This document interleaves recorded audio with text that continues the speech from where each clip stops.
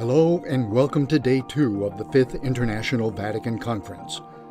We hope you enjoyed this morning's Bridging Science and Faith Roundtable, Human Enhancement. Please remember to join us and extend the conversation, sharing highlights of the Vatican Conference with the world on social media. You can help us by citing @CuraFDN and the hashtags Unite to Prevent and Unite to Cure. Please welcome Renato Poletti, President of the Science and Faith STOQ Foundation, followed by remarks from Grand Hospitalier, His Excellency Dominique Prince de la Rochefoucauld Montbel, Bailiff Grand Cross of Honor and Devotion and Obedience, the Sovereign Order of Malta. Un cordiale saluto a tutti i relatori e ai partecipanti alla nostra conferenza. La seconda giornata delle riflessioni ci porta a rimarcare l'aspetto dialogico dei nostri incontri. Infatti, oggi, in modo particolare, toccheremo la questione del rapporto tra scienza e fede e dei temi che emergono con lo sviluppo di nuove tecnologie. La giornata di oggi è stata suddivisa in 3 importanti sezioni. La prima è concentrata sugli argomenti antropologici, la seconda su modelli e tecnologie innovativi per ridurre la disparità nella tutela della salute. E la terza è dedicata al tema delle innovazioni in prevenzione e nel trattamento delle malattie. Vi sono 2 categorie che costantemente si intrecceranno tra loro per comporre l'itinerario delle nostre riflessioni: il dialogo e la collaborazione. Una visione stereotipata tende a sottolineare il conflitto tra la scienza e la religione, come anche in alcuni contesti tra la società e la cultura contemporanee e la fede. Certamente non mancano i punti di acceso dibattito, specialmente nell'intersezione tra le scienze della vita, le biotecnologie e la riflessione etico-antropologica stimolata dal credo religioso. Tuttavia, vi sono molteplici punti di reciproco interesse e di dialogo tra i saperi distinti, specialmente se esaminati in una cornice di ricerca interdisciplinare. Ed è quest'ultimo aspetto che consideriamo particolarmente importante. Infatti, non solo cresce e si diffonde sempre di più una ferma convinzione della necessità di scambio di vedute tra i saperi diversi, ma anche di collaborazione tra diverse istituzioni governative e non, accademiche e sociali, laiche e religiose, per gettare più luce sui fenomeni complessi. Ed è la sfida del dialogo e della collaborazione che vogliamo cogliere, pur sapendo che si tratta di un percorso arduo che necessita impegno costante, grande pazienza e un'apertura che supera le visioni frammentate della realtà, riconoscendo le competenze di discipline tra loro diverse. È un grande invito, stimolato anche dall'impegno e dall'esempio di Papa Francesco. Siamo felici che in questo percorso ci accompagnano illustri relatori, tra cui ho il piacere di introdurre Sua Eccellenza Dominique de la Rochefoucauld Montbel, grande ospedaliere del Sovrano Militare Ordine di Malta, per un saluto iniziale. Eminences, Excellencies, distinguished speakers and guests. With great pleasure, I would like to address a few words on the behalf of the Sovereign Order of Malta, a religious and hospitable order, modern by tradition, pursuing its mission to care for the most unprivileged. And like the first Hospitalers, the primacy is given to the person in his physical, psychological, and spiritual entirety. The title of this conference perfectly fits our vocation.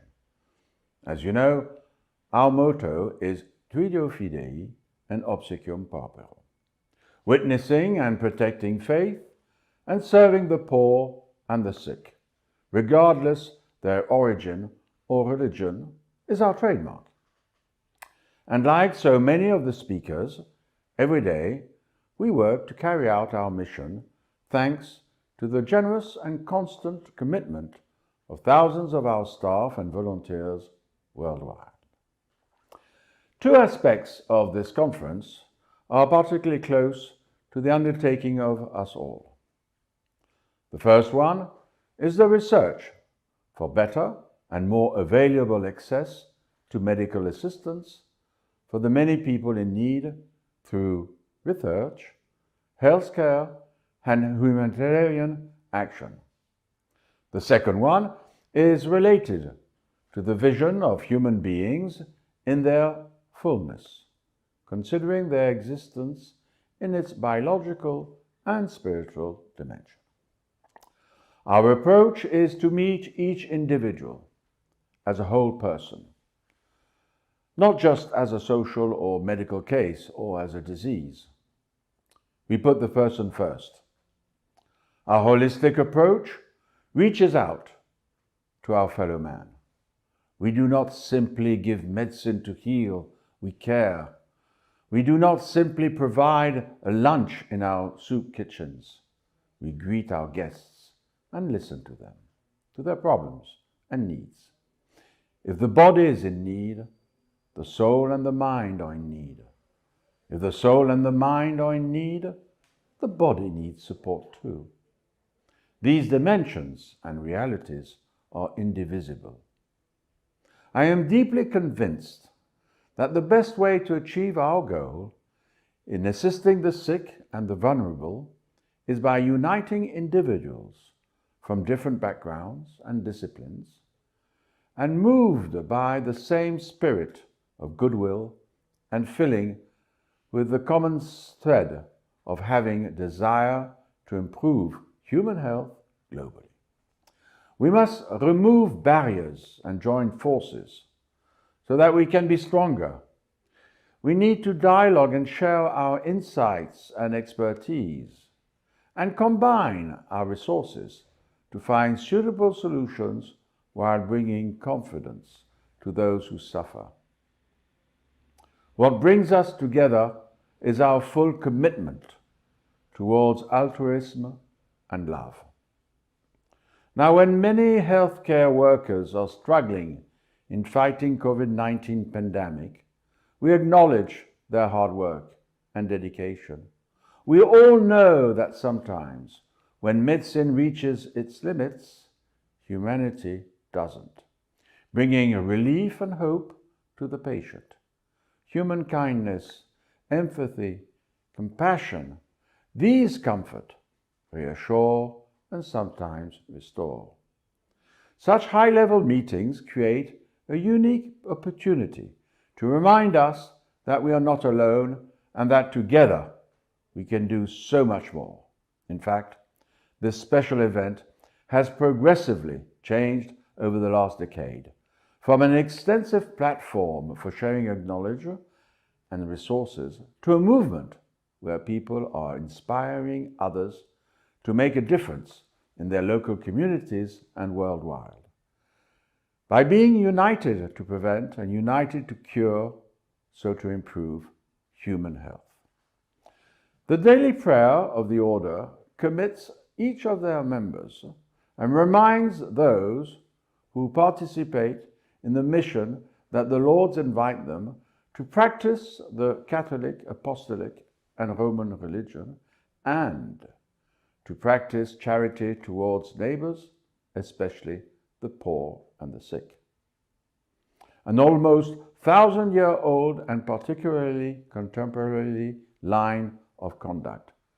And may I just add, when the sick person comes, let he be carried to bed, and there, just as if he were the Lord received, give the best that the house can offer. Thank you.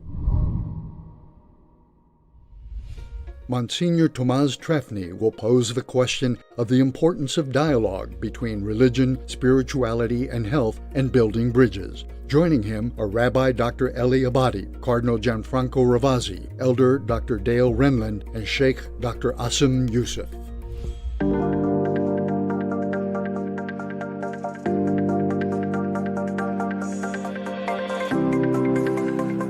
Io penso che sia fondamentale nell'interno della cultura contemporanea costruire ponti e non introdurre muri, come di solito si usa dire, soprattutto Papa Francesco ribadisce questo principio. È necessario, prima di tutto a livello sociale, evidentemente, a livello di comunità, perché le persone tutte appartengono a un unico ideale, fenotipo identitario. La tradizione occidentale di matrice biblica parla dell'Adamo, che è una parola ebraica che vuol dire uomo, semplicemente. Tant'è vero che nel testo biblico è con l'articolo, l'uomo per eccellenza, Adam. Quindi tutti noi, nostro padre, noi, il figlio, abbiamo tutti una categoria comune, che è questa umanità. Poi ognuno ha la sua identità, come le impronte digitali, ha una sua mentalità, e vive un'esperienza propria, però alla base c'è questa idea. Quindi affermare prima di tutto il ponte che ci unisce, che è l'umanità. E questo vale naturalmente anche per i problemi della immigrazione, dei trasferimenti di popoli, della lotta contro le guerre, dell'impegno sociale per favorire anche, superare il debito pubblico di nazioni povere e così via. Questo è. Ma c'è anche un'altra dimensione che è scientifica, che è culturale e che è affermata potremmo affermarla secondo una serie di espressioni che sono però tra di loro in crescendo. Noi abbiamo le discipline. Bisogna studiare e avere una competenza per la propria disciplina, conoscerne bene i confini.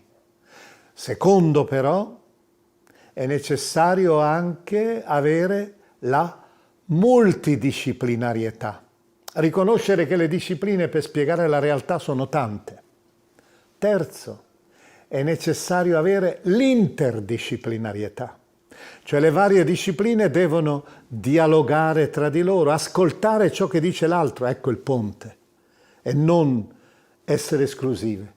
E da ultimo però è necessaria anche la transdisciplinarietà, cioè dati che sono propri della filosofia, della teologia, dell'arte, alcune intuizioni siano prese in considerazione anche dalla scienza e viceversa.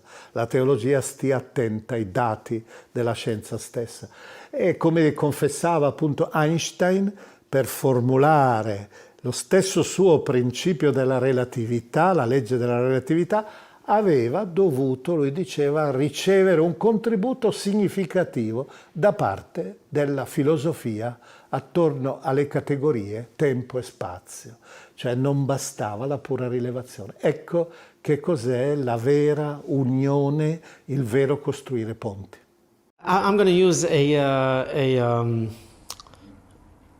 statement that a telecommunication company used to use in Mexico when I was a child. It says, hablando se entiende la gente. Speaking, people can understand each other. So when we speak to each other, we can understand each other.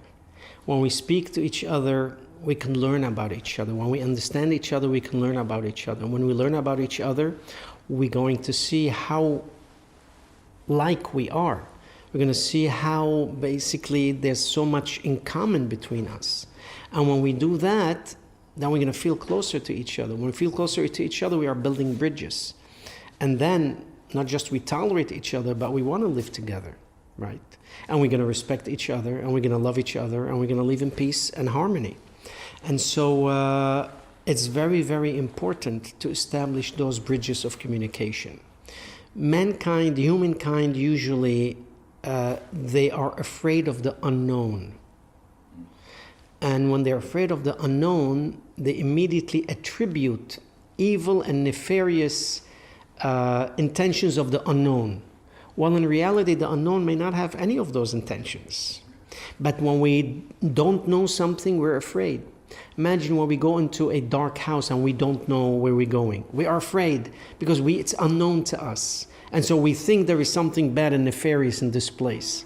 Likewise with other humans. When we don't know each other, we are afraid of the unknown. And then once we are afraid, immediately our psychology tells us, no, there must be bad people for you. They must be evil. They have some nefarious intentions.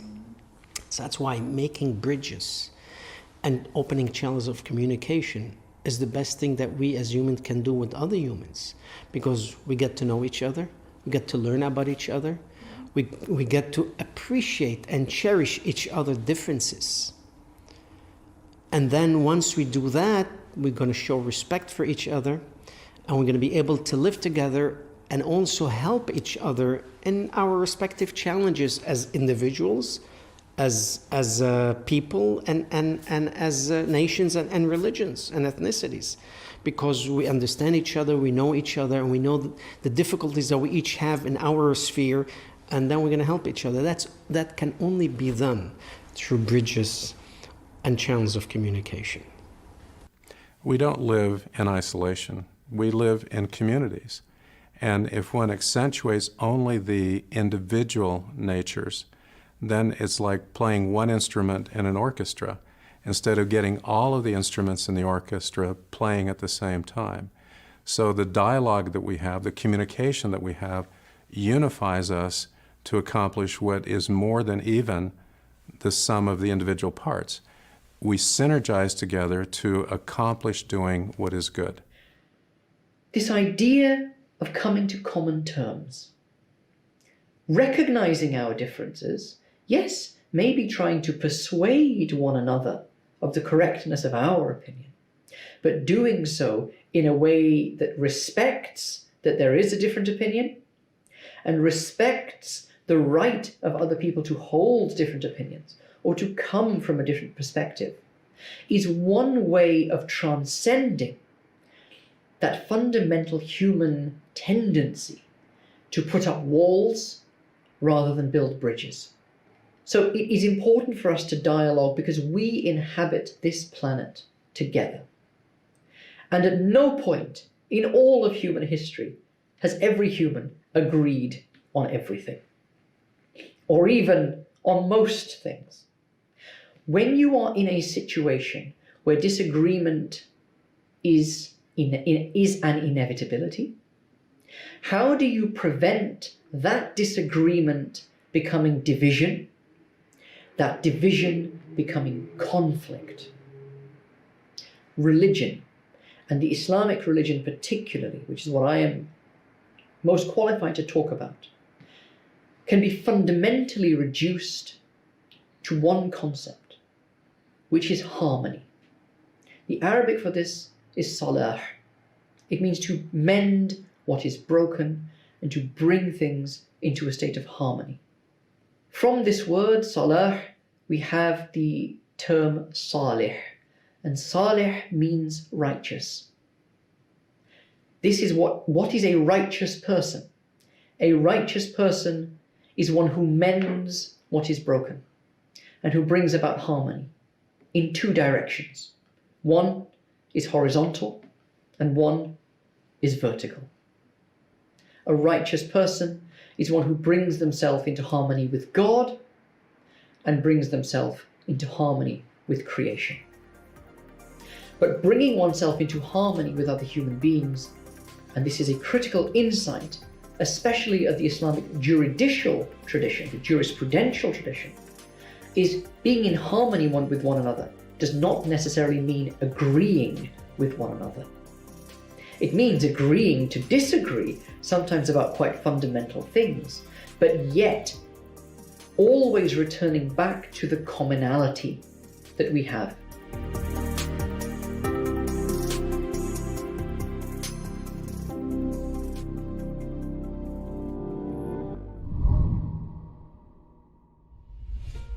Please welcome Dr. Francis Collins, Director of the National Institutes of Health, to share his insights on bridging science and faith. I'm Francis Collins, the Director of the National Institutes of Health in the United States, and it's an honor to take part in this Vatican Symposium on exploring the mind, body, and soul.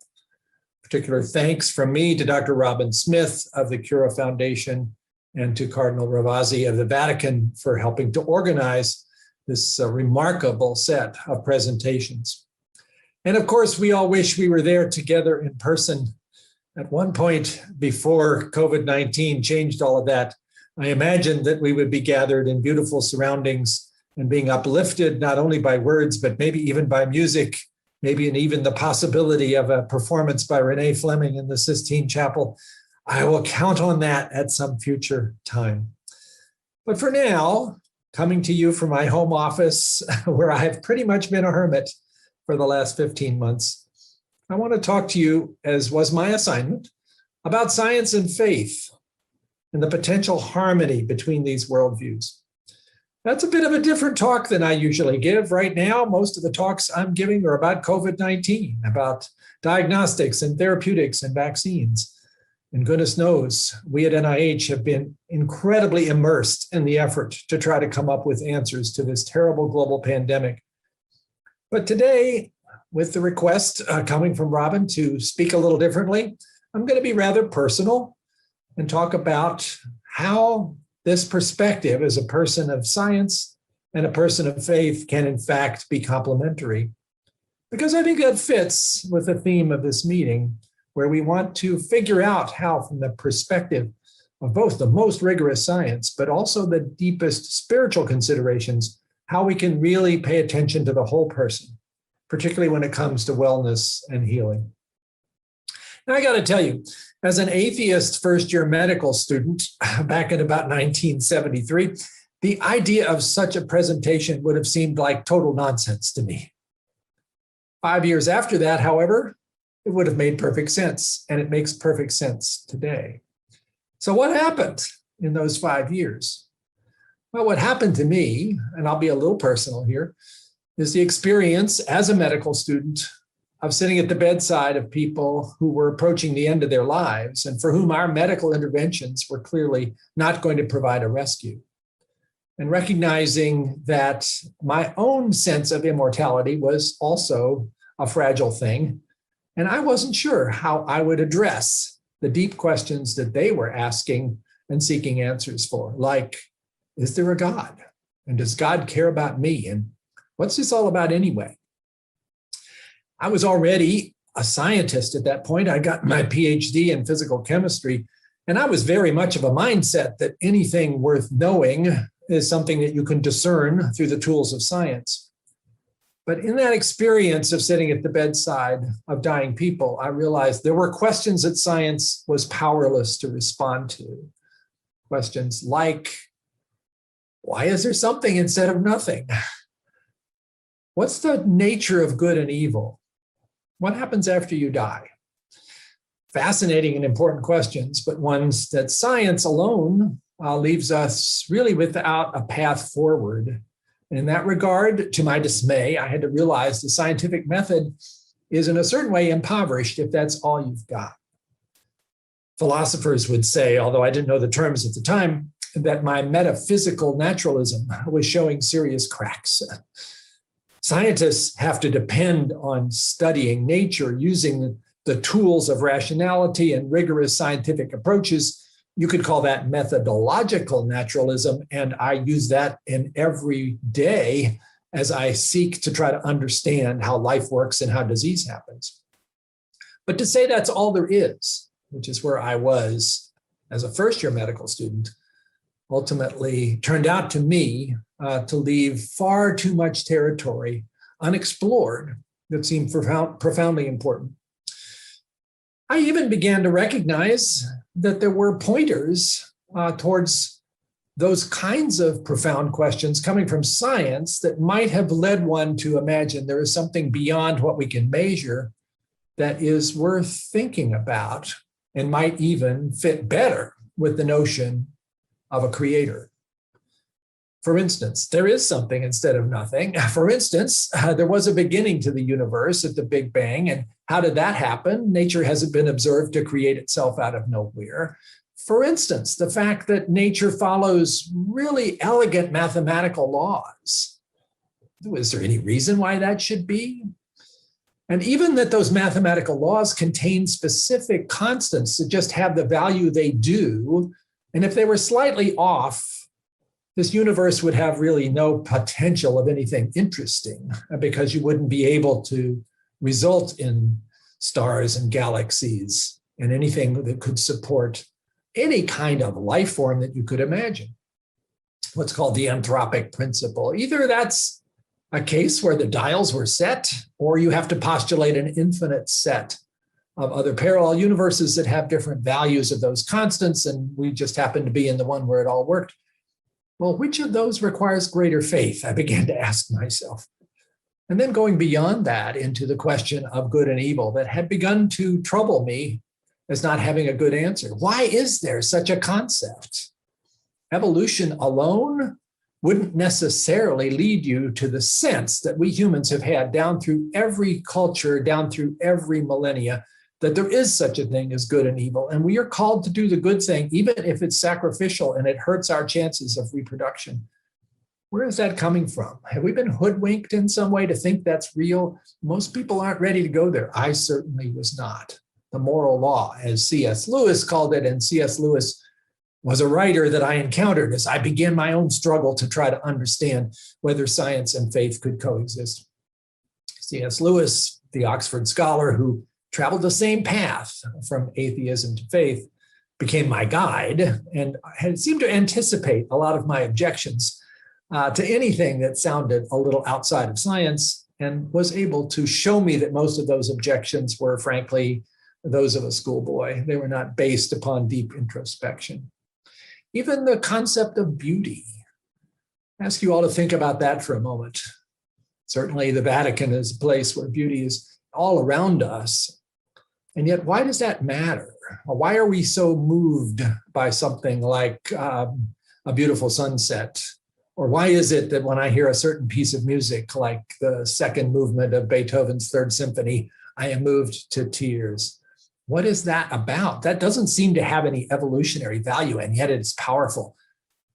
And as John Polkinghorne, the physicist turned Anglican priest, who we've recently lost in the last few months, wrote, this just doesn't make sense. You can't dismiss beauty as nothing more than epiphenomenal froth on the surface of an uncaring universe. It seems much more powerful than that. Where is that coming from? Another glimmer, another signpost. So over the course of a couple of years, somewhat kicking and screaming, I moved from my atheistic first-year medical student perspective to becoming a believer, first in the idea of God and ultimately in a specific sense of God by coming to know the person of Jesus Christ. And I became a Christian and have been so for the last more than 40 years. And many would have said, okay, that's going to be a problem. You're going to have to compartmentalize those two worldviews, or they will come into conflict and generate some sort of an explosion in your brain. At best, you might be able to manage the Stephen Jay Gould version of non-overlapping magisteria, but I didn't know how to make them non-overlapping when they were both powerful parts of how I began to see truth. And instead, I became enamored and am to this day of the concept espoused by Sir Francis Bacon, who wrote about the two books that we have been given. In his view, God gave us the book of God's words, that being the Bible in my Christian faith, which I study almost daily. But he also gave us the book of God's works, which is nature. And we also have the opportunity to study that, which I do. And if they're both God's books, it doesn't make sense that they would somehow be in conflict with each other. And if we've imagined that there's such a conflict, we ought to think really hard about whether our interpretation has been misleading. And we maybe ought to reconsider what that particular text in that book said. And that for me has been completely comfortable now. Yes, there are certain readings of certain parts of the biblical text, like the first couple of books of the Bible, and particularly Genesis 1 and 2, that if read in a certain way, which Americans somehow in the last 150 years have particularly embraced, namely an ultra-literal interpretation of texts, which many scholars would say were never intended to be seen that way. might be very incompatible with our recognition that the universe is very old, 14 billion roughly years, and the Earth itself is 4.5 billion years old. You can't get to a 7-day literal creation from science, but there are lots of ways that you can put these kinds of things together that are utterly harmonious, including evolution. If God chose to use the process of evolution to create, ultimately over long periods of time, big-brained creatures that would have a sense of self-knowledge, of consciousness, of recognition of good, of evil, and of a hunger to reach out and discover the Creator, who are we to say that's not the way we would have done it? Well, maybe we wouldn't have, but it is elegant, it is beautiful, and it's created this marvelous complexity all around us. So I don't see conflict. If you're going to ask me a scientific question or suggest a scientific conclusion, I'm going to expect rigor in every way, in the way in which you approach it. But if it's something beyond that, where science basically doesn't have an opportunity to provide much of an answer, and faith does, then I'm going to be really glad to embrace that too. Because you see, science is really good at asking questions that start with the word how. How does this work? Faith is pretty good at answering questions, many of them, that start with the word why. Why am I here? Why is there something instead of nothing?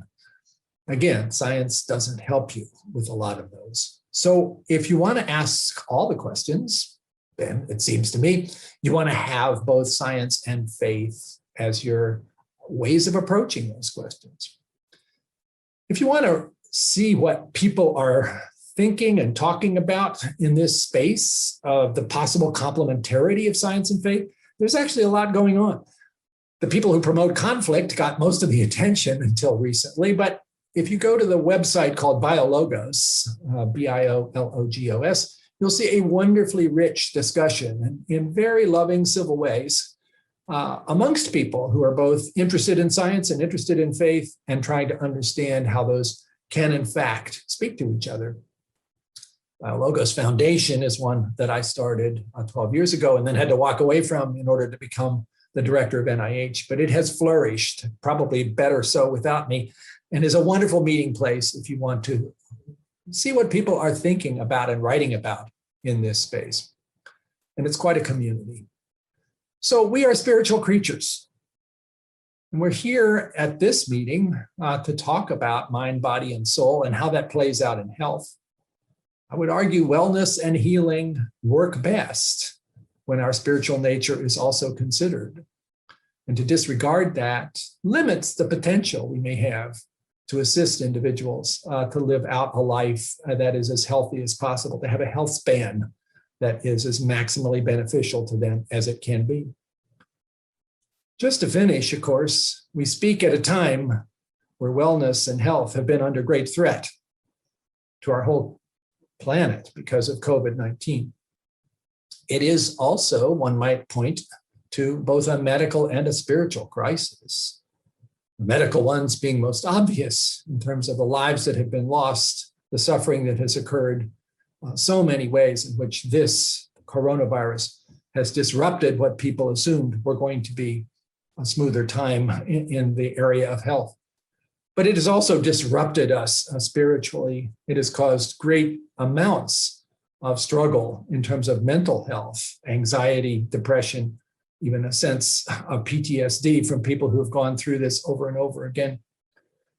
The hope that we might want to offer now comes in many ways from science, and it's something that I'm immersed in every day. The development of these vaccines coming forward at extraordinary speed with unexpectedly, remarkably high efficacy and safety, an answer to prayer, one might even say.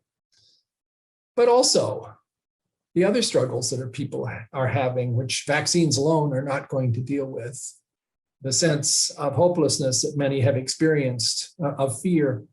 That is where I think faith is a much better solution, perhaps, than many have given it credit for.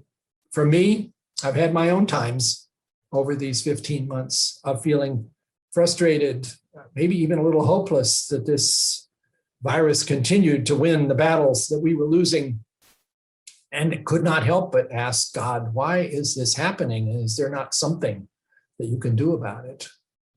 But as I read through the pages of that book of God's words of the Bible, I found myself settling into the Psalms a lot. Because if you think that our times of struggle are novel, well, go and read the Psalms and you'll see what David and the other writers of those hymns were dealing with also. And I continually come back to them, and particularly to Psalms like Psalm 46, which seems to have been written for this era. Psalm 46 begins, God is our refuge and strength, an ever-present help in trouble. Trouble. We've had trouble. We're still having trouble. But this is this promise that God is aware of that and with us and is a refuge and a strength. So I'm glad for the vaccines. I'm glad for the remarkable advances in diagnostic technologies to figure out where this virus is and who's been infected. And I'm glad for the therapeutic advances that are happening. But I'm also glad that I have this promise of a God who understands suffering, who died on a cross in a suffering experience that none of us can even imagine, and who is our refuge and strength and our ever-present help in trouble. And as we seek in the course of this conference to understand how we can best bring together all of the skills and tools that we have to help people who need that kind of help, let us keep in mind that science and faith can do that together better than they can separately. Thank you all very much for listening. My regrets that we can't have a lovely conversation after this about the thoughts that you may have, because I'm sure you have many. And I will look forward to the day when we may all do that together in a beautiful surrounding and see whether in the process we can learn from each other. Many thanks.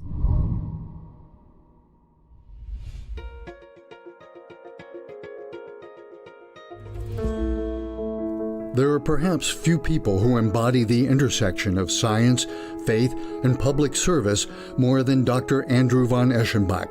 But Andy, as he's known to most, does more than symbolize that confluence.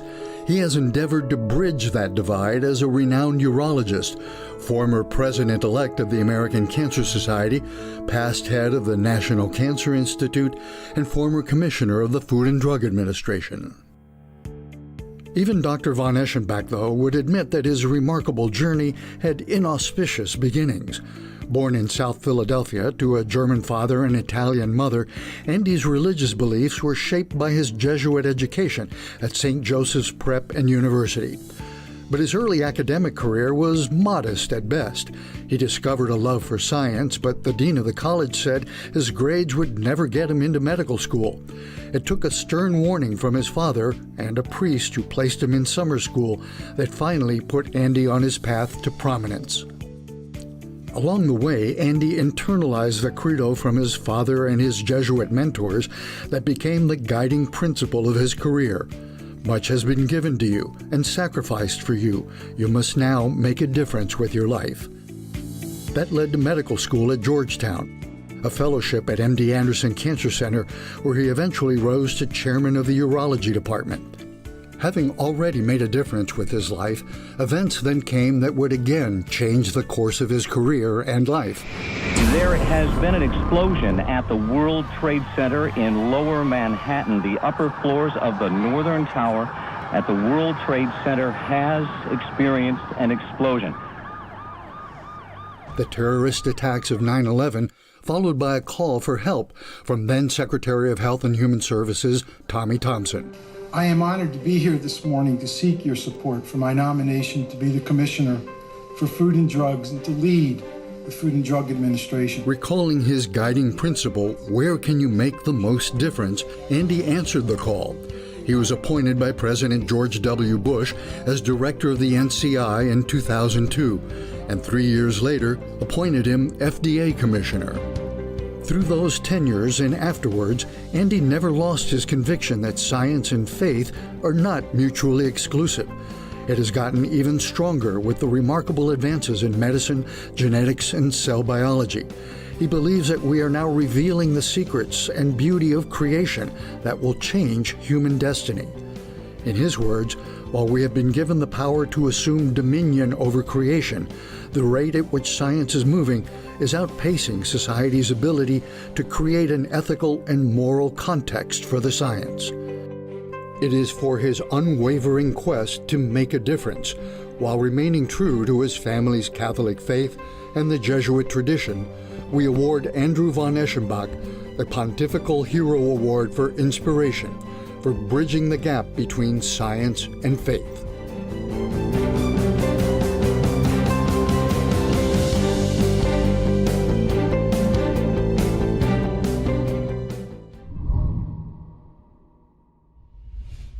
This conversation on the neuroscience of empathy and compassion features Dr. Thupten Jinpa, president of the Compassion Institute, Dr. Stephen Treziak, chair of medicine at the Cooper Medical School of Rowan University, Dr. Richard Davidson, the founder and director of the Center for Healthy Minds at the University of Wisconsin, and is moderated by Dr. William Mobley, associate dean of neurosciences at the University of California, San Diego.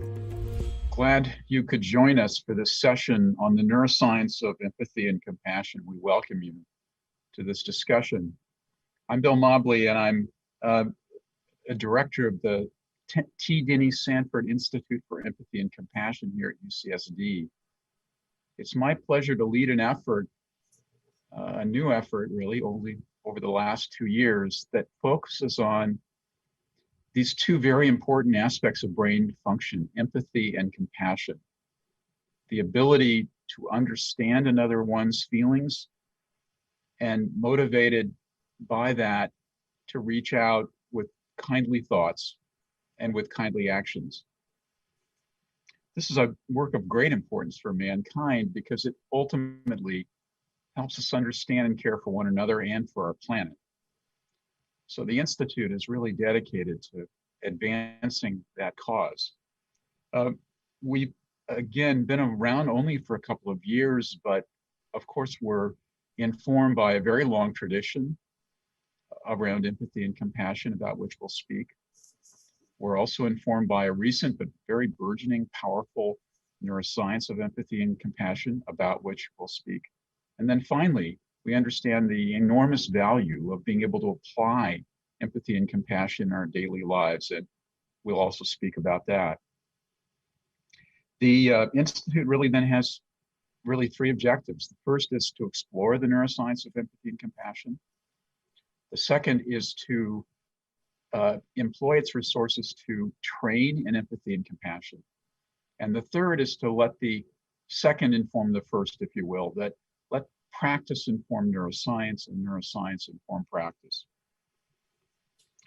This is, for us, a passion, a growing passion. And again, we're very happy to have you with us today. Our first focus in the Institute is on medical students and faculty. We reasoned that these folks were really in the, if you will, the eye of the hurricane when it comes to the need to be empathic and compassionate. But we hope to expand our mission very broadly beyond the medical school here at UCSD to other medical schools, but really to the populace in general. I'm really pleased to be joined by three colleagues today, each of them expert in their own very special way. The first is Thupten Jinpa, PhD, who's president of the Compassion Institute. He and I have been on a long journey together, really more than 15 years now, beginning in Dharamsala, where we met with His Holiness the Dalai Lama, to begin to think about the conversation, if you will, between basic neuroscience and traditional philosophy and practice around empathy and compassion. And Jinpa's been a great good friend for many, many years. He's a former Tibetan monk, the English interpreter for the Dalai Lama, and really a specialist and a very skillful scholar in Tibetan Buddhist philosophy. And so with that, I'd like to turn to Jinpa to begin to tell us a little bit about the traditions of empathy and compassion that arose in your home in Tibet and nearby. So Jinpa, welcome. Thank you. First of all, it's a real honor and pleasure to be participating in this 5th International Vatican Conference. I wish we could be able to do this in person, in this beautiful Vatican City, but maybe next time. But thank you for the question and inviting me.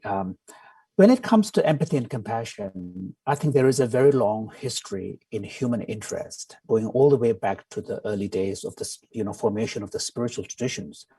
And it's no wonder that when you look at all the great traditions of the world, when it comes to the foundation of the ethical teachings, there's a striking convergence. Because at the heart of the ethical teaching is the question of how do I treat my fellow human beings, especially the person in front of me. And strikingly, all the great traditions come to the single insight, which is really the golden rule, just as you would like to be treated by the other person. So that has formed the bedrock for the ethical teachings. Now, the difference is that in my own tradition, which comes from India and Tibet, there is an emphasis on actually learning to train our mind. So there's a lot more emphasis on the techniques and cultivation, and partly because the Tibetan tradition is not a faith-based tradition, it's more a philosophy, psychology-based tradition. So there is a lot of interest in how it can be trained. And, to put it put it in a nutshell, there is this understanding that, first of all, compassion is a very natural human impulse. Empathy and compassion comes as part of who we are. Now, of course, the explanation of their naturalness may differ from philosophy to science, but there is an understanding it's natural. Secondly, there is also a recognition that empathy and compassion can be a very powerful motivating factor.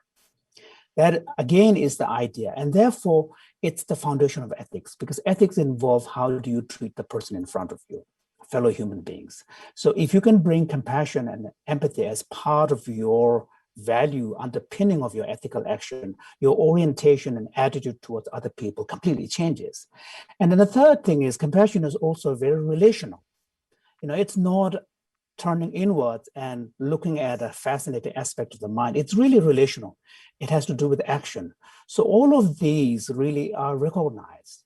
Now, the difference is now with science, we can begin to actually measure them, tease out the specific aspects, and also begin to understand. And one of the things is that there is also a recognition that compassion is very powerful in the sense of providing a sense of purpose. I mean, that's one of the reasons why you can see among truly compassionate individuals, there is a genuine sense of purpose.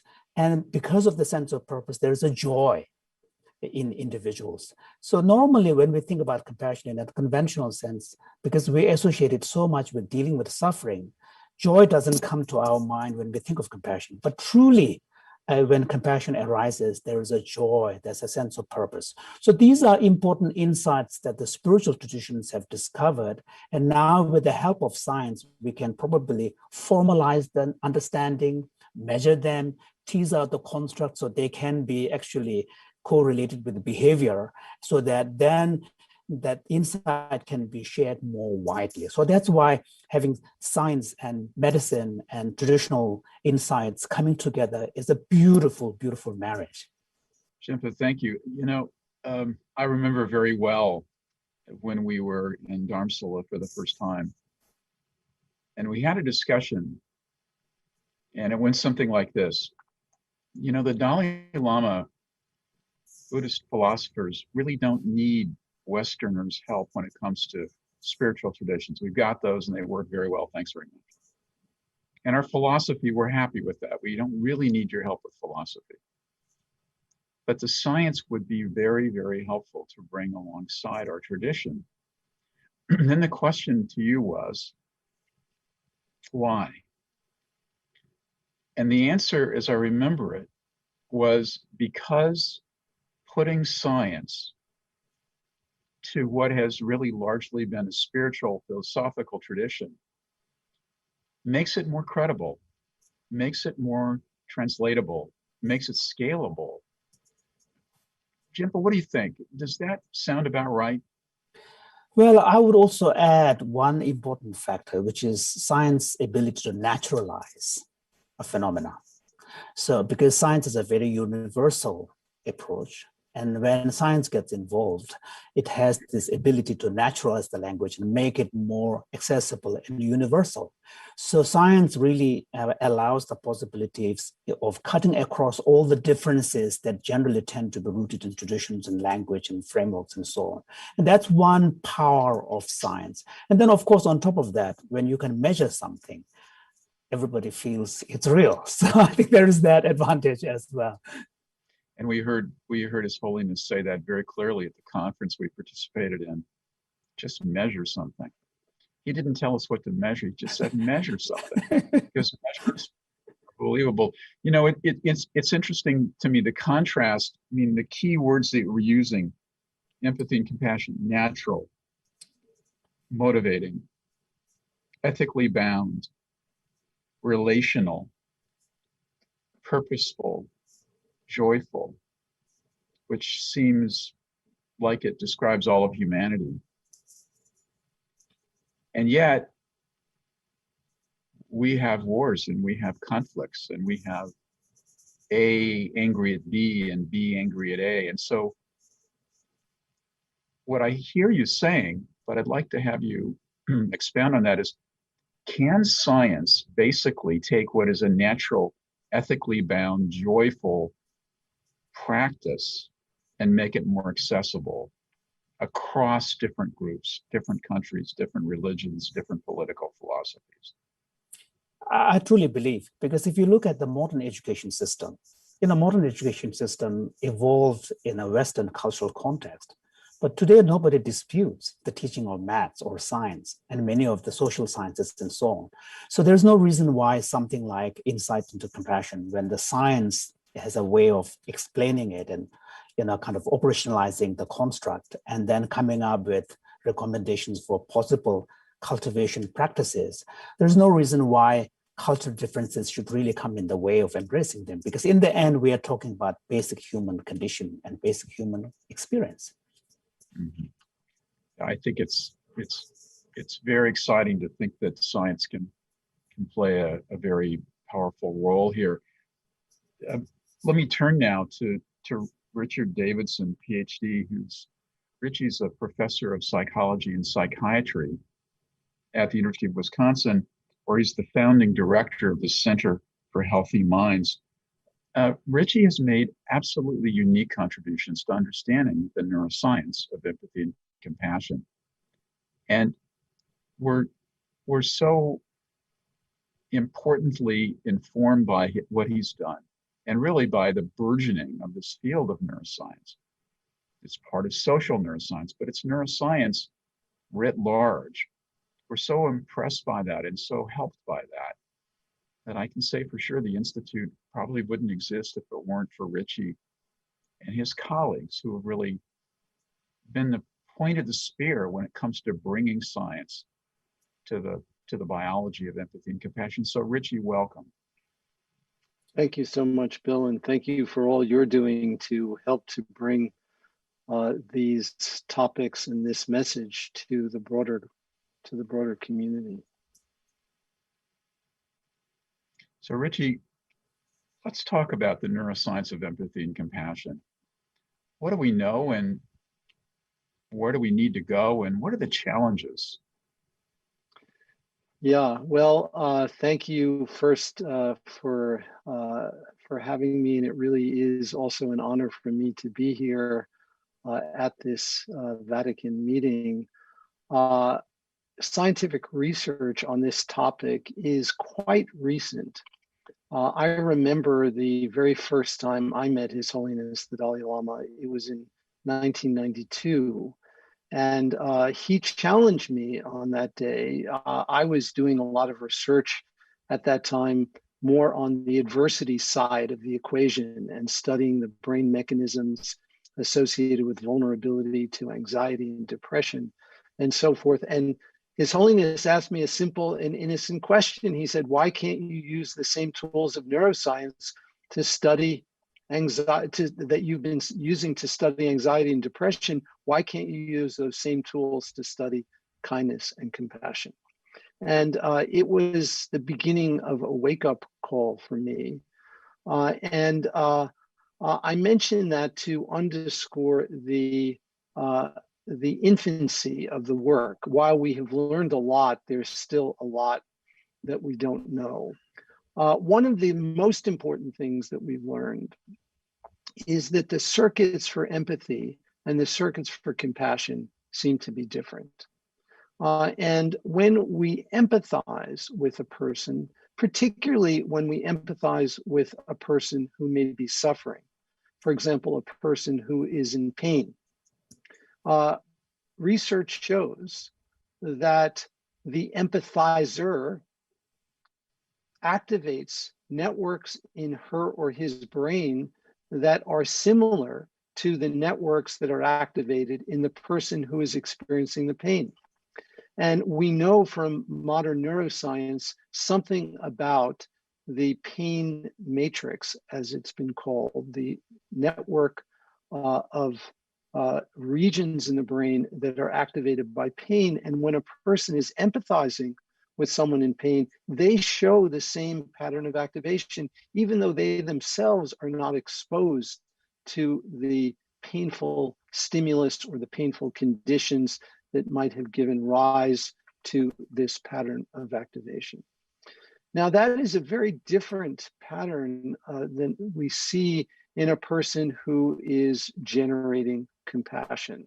A person who's generating compassion shows activation that includes the ventral striatum, which is a region, an area of the brain that we know plays some role in certain kinds of positive emotion. We also know it's a region that is involved in motivated action, which is so central, as you were suggesting, Bill and Jimpa, in compassion. Compassion is a state that prepares a person to act when suffering is encountered. And I think it's so pertinent to helping professions, because often people in helping professions complain of what they describe as compassion burnout. But I think what more likely is occurring is empathy burnout. They are exhibiting, if you will, excessive empathy, which is activating these networks in the brain that are associated with a lot of negative affect, negative emotion. And when that occurs cumulatively over time, it could be very toxic and can actually impair a person's ability to act skillfully to help relieve the suffering. So this distinction between empathy and compassion, I think, has been made very clearly in the neuroscience, and I think it's very helpful in the application of these strategies in real-world contexts. But you know, I really resonate with with the idea that we need to be skillful in our empathic responses. At one level, empathy is contagious. At one level, and it's a natural part of our brain, if one infant in the neonatal nursery starts to cry, they all cry. I'm pretty sure they didn't have a conversation and agree to sort of form a new choir. They're just responding to one another. There's something about the brain that says you need to resonate with those around you, even if you're a tiny infant. And yet, if your pain, Richie, is my pain, then there is an aversion to knowing about your pain. If your pain is really just my pain too, then one can understand why people avoid empathy, because my goodness, if I was really going to resonate with that person, if I was really going to understand fully, but not only understand, but feel fully their pain, then I'd be in pain. And medical professionals, of course, would be in pain every day, all day. Every time they walked in the room in an oncology clinic, they'd have a new cancer. Well, so something the Dalai Lama said to us, and he said it, I think, in a way that I didn't quite understand at the time. But we were showing him pictures of Tanya Singer's very early study, showing this overlap of brain activations for empathy for pain and the pain receiver, but the loving family member who was watching it, not feeling the pain themselves, but watching the pain in their loved one. And he said, we must develop a wise compassion. I think he meant to say a wise empathy, a skillful empathy, an empathy that can see the pain, can understand it, at some level can feel it, but at the same time understands that it is not personally their pain, it is the pain of another. Richie, isn't that an important piece of biology we need to learn how to do better? Yes, I think you're pointing to some extremely interesting and important issues, Bill, and the examples that you gave, I think, are very, very helpful. And at the outset, you were also asking about what are the questions that are not yet answered that we still need to pursue.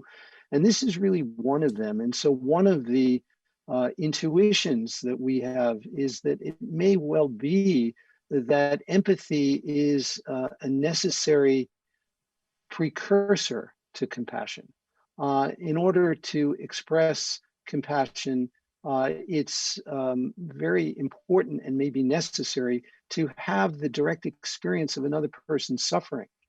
And it's quite interesting in this regard. There is some neuroscientific research on a group of people that the scientists have called extraordinary altruists. What is an extraordinary altruist? How is it operationalized here? It was operationalized as a person who donates a kidney to an unrelated individual. I think most of us would agree that that's a highly altruistic action. And these scientists explored what might be different in the extraordinary altruist brain and looked at parameters of brain structure. And one thing that has emerged from that work that's so interesting is that the extraordinary altruists have larger amygdala. And it may be, this now is conjecture, but it may be that the amygdala is playing a role in the immediate sensing of another person's suffering. And that then triggers other brain circuits which are critical to act on that initial impulse. And this is where your suggestion, Bill, of skillful action, I think, is so important. So not just wallowing in the other person's suffering, but then moving on and actually doing something that would be practical to help relieve the suffering. Richie, thanks so much. And when I think of people who observe suffering and have to, in some way, maintain this tension between feeling it and understanding it's not theirs, between feeling it, but being able to take a perspective on it that allows them to make really careful decisions. I think of physicians. And so we're joined by Stephen Tretiak, who's an MD, who's chief of medicine at Cooper Union Medical School, and who, together with his co-author, Anthony Mazzarelli, wrote the book Compassionomics. And I would just say that this is probably one of the most important books in medicine in the last several years, because it brings us to understanding compassion, the science, but also the clinical manifestations of compassion in medicine. And so, Steve, welcome and thanks for being with us. Thank you so much, Bill. Thank you for the invitation to be with you today and for leading your institute and helping to advance the field. The messages today are resonating with me as well, as compassion is deeply rooted in tradition, as Jim has shared, but probably because compassion is so deeply rooted in neuroscience, as Richie shared. And my job as a physician scientist is doing the research to figure out how does compassion integrate with our daily lives and our daily work. And in my case, in the work of taking care of patients. Really, the question is, does compassion really matter? Now, you may say, of course, compassion matters. It's vital to the art of medicine. And of course, I would agree, and I would always agree, it's a cornerstone of the art of medicine. But is it only in the art of medicine, or are there also evidence-based effects belonging in the science of medicine? And what is the evidence? In our work in Compassionomics, we looked at familiar things in unfamiliar ways. So rather than looking at compassion through a moral, ethical lens or an emotional, sentimental lens, we aim to look at compassion through the lens of science. And we curated data from more than 1,000 scientific abstracts, over 280 original science research papers. It was a year-long journey through the data. And what we found ultimately is that compassion matters, not just in meaningful ways, but also in measurable ways. Compassion matters for patients, for patient care, and for those who care for patients. For patients, more human connection has physiological effects, has psychological effects. More compassion is associated with more caring and more quality of care, higher quality of care. For example, fewer medical errors, perhaps because when you care deeply, you're more meticulous about the care you provide and less prone to making errors. But also, sticking in the practical, if you care deeply about patients and they know that, they're more likely to take their medicine. There's also, and this is where the distinction between empathy and compassion that Richie was sharing is so important. There is abundant evidence that compassion matters for the giver too. And that's so important now because we have a worldwide epidemic of burnout among healthcare providers. And that was before we had a pandemic. Now, I remember back in medical school, I was taught, don't care too much, because too much caring, too much compassion will burn you out. But when we went through all the data and examined it through the lens of science, we found that there's actually an association between compassion and burnout, but it's inverse. So high compassion, low burnout, low compassion, high burnout. And why would that be? Well, my colleague Anthony Mazzarelli and I, we believe it's because of relationships. If you care about patients and have a compassionate bond with patients, you get the fulfilling part of what it means to take care of people. And in that fulfillment, it builds resilience and resistance to burnout. And if you don't have that, then all you're left with is a really stressful job. So to illustrate this, I'd like to share with you a story, if that's okay. So sure. It's a story that a physician shared with us in our book, Compassionomics. And the story is this. A couple of years ago, after nearly 20 years of working in an ICU, an intensive care unit, and literally meeting people on the worst day of their lives, I came to a stark realization. I had almost every symptom of burnout. Let me assure you, it's not a good place to be. It can be a dark place. Currently, the recommended prescription for burnout in healthcare workers is escapism. Get away, pull back, detach, go on a nature hike or a vacation, or do yoga. I get it. Sometimes you need to just get away. And I believe that things that help you relax have their place, but I was not buying that escapism was the answer. My intuition and my 20 years of experience told me that the true antidote, to burnout was not an escaping, but rather at the point of care.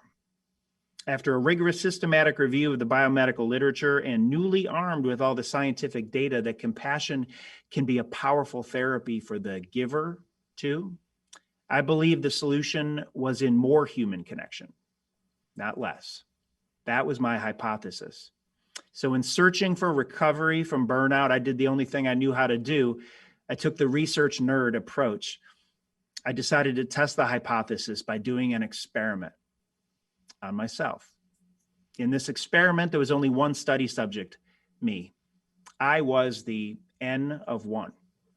I tested the hypothesis that having more compassion for others would transform my own experience. I gave patients my 40 seconds of compassion. I connected more, not less, cared more, not less, leaned in rather than pulling back. And that was when the fog of burnout began to lift for me. Being intentional about compassion and giving others my 40 seconds of compassion changed everything. But let's be clear, you don't have to be a healthcare worker to feel burned out. And if you're feeling this way, consider testing the compassion hypothesis for yourself. Try your own N of 1 experiment. See those in need around you and give them your 40 seconds of compassion every opportunity that you have, and see how it transforms your experience. But don't do it because I say so. Do it because science says so.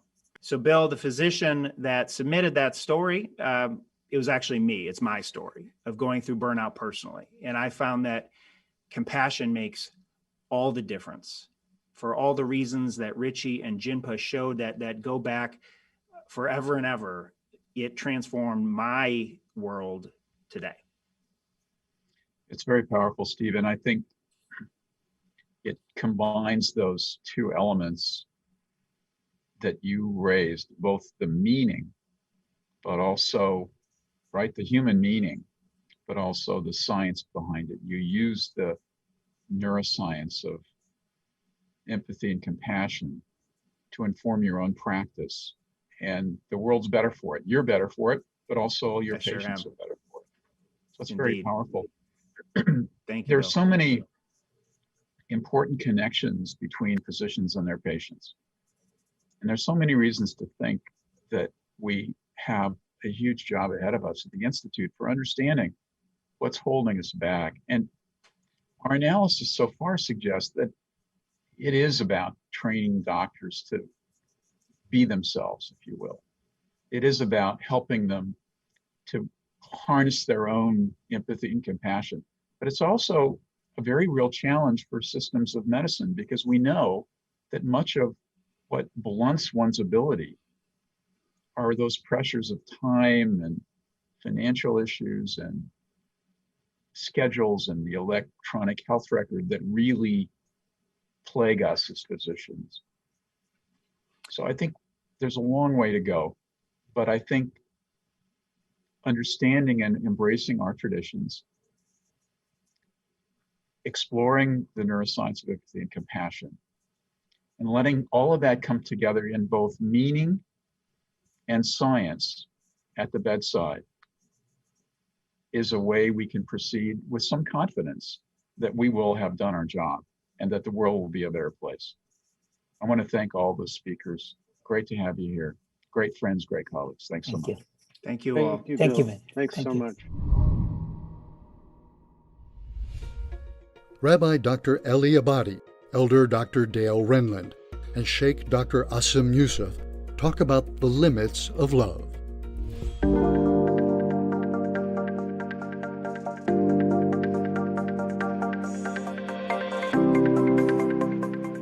I do not believe that it is possible for a human being to experience or to exhibit unlimited love and compassion. I believe these are the prerogative of God alone, because God alone is unlimited and God alone is capable of unlimited love and compassion. However, I believe that God has placed within human beings the capacity to develop their love and their compassion through connection to Him, and then through manifesting it outwardly to such a point that it may seem like an unlimited love and compassion.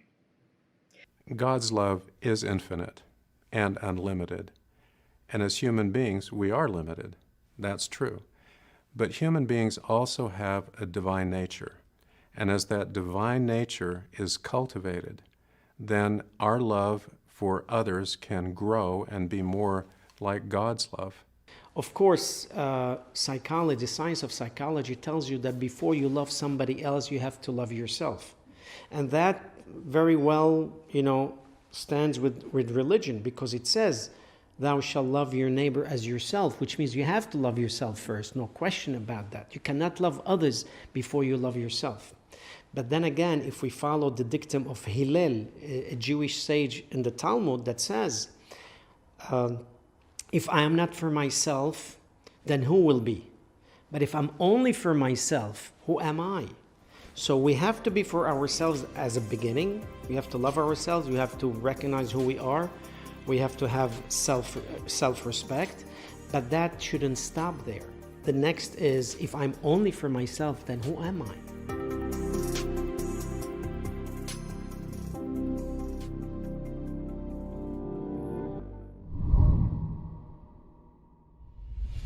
To share their insights on transformative programs for mental health and substance abuse, please welcome Brandon Marshall, NFL athlete, co-founder of Project 375 and founder House of Athlete, Dr. Deborah Howery, director of the National Center for Injury Prevention and Control at the CDC, and moderator Dr. Mehmet Oz, Emmy Award-winning host of The Dr. Oz Show and cardiothoracic surgeon.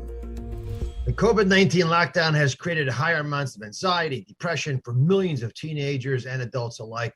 Suicide attempts are up. We're talking about overdoses more than ever before. Violence is skyrocketed across many U.S. cities, dwarfing what's happened in past years, and it's still on the rise. So what can we do about it? Now, let's talk about it with Dr. Deborah Howery and NFL athlete Brandon Marshall. You know all about them. Deb, I'm going to start with you. How has COVID-19 affected people's mental health? Let me be very specific here. What resources are available for people concerned about what's going on inside their head during this pandemic?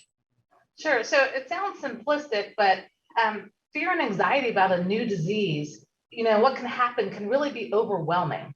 And so we have seen that there's been stress that can change eating, sleep patterns, and certainly with some of the things we put in place around COVID, like physical and social distancing, that leads to increased social isolation, which can in turn increase emotional distress. And we've seen some increases in mental health issues and substance issues. The other thing I think that's really important is just to realize it impacts different groups differently. And some of our CDC studies have shown that people of color and essential workers are having increased emotional distress compared to other populations. And another study we did showed that 13% of people have started or increased substance use during this time. So these are all things that are really leading to increased stress, and things like economic issues and potential job losses could lead to suicide deaths later on. But there are always things we can do, like you said.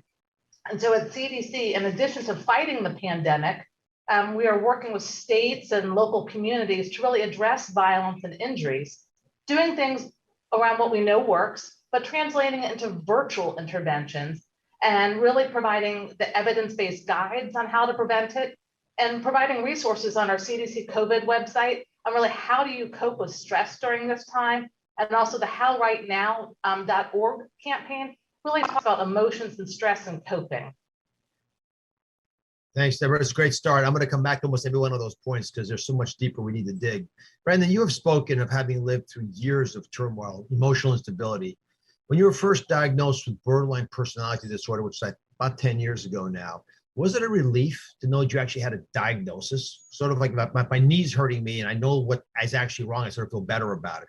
And how did your story change how people around you sensed what was going on in your life, and how have you used that story to help others take care of themselves mentally, physically, and emotionally?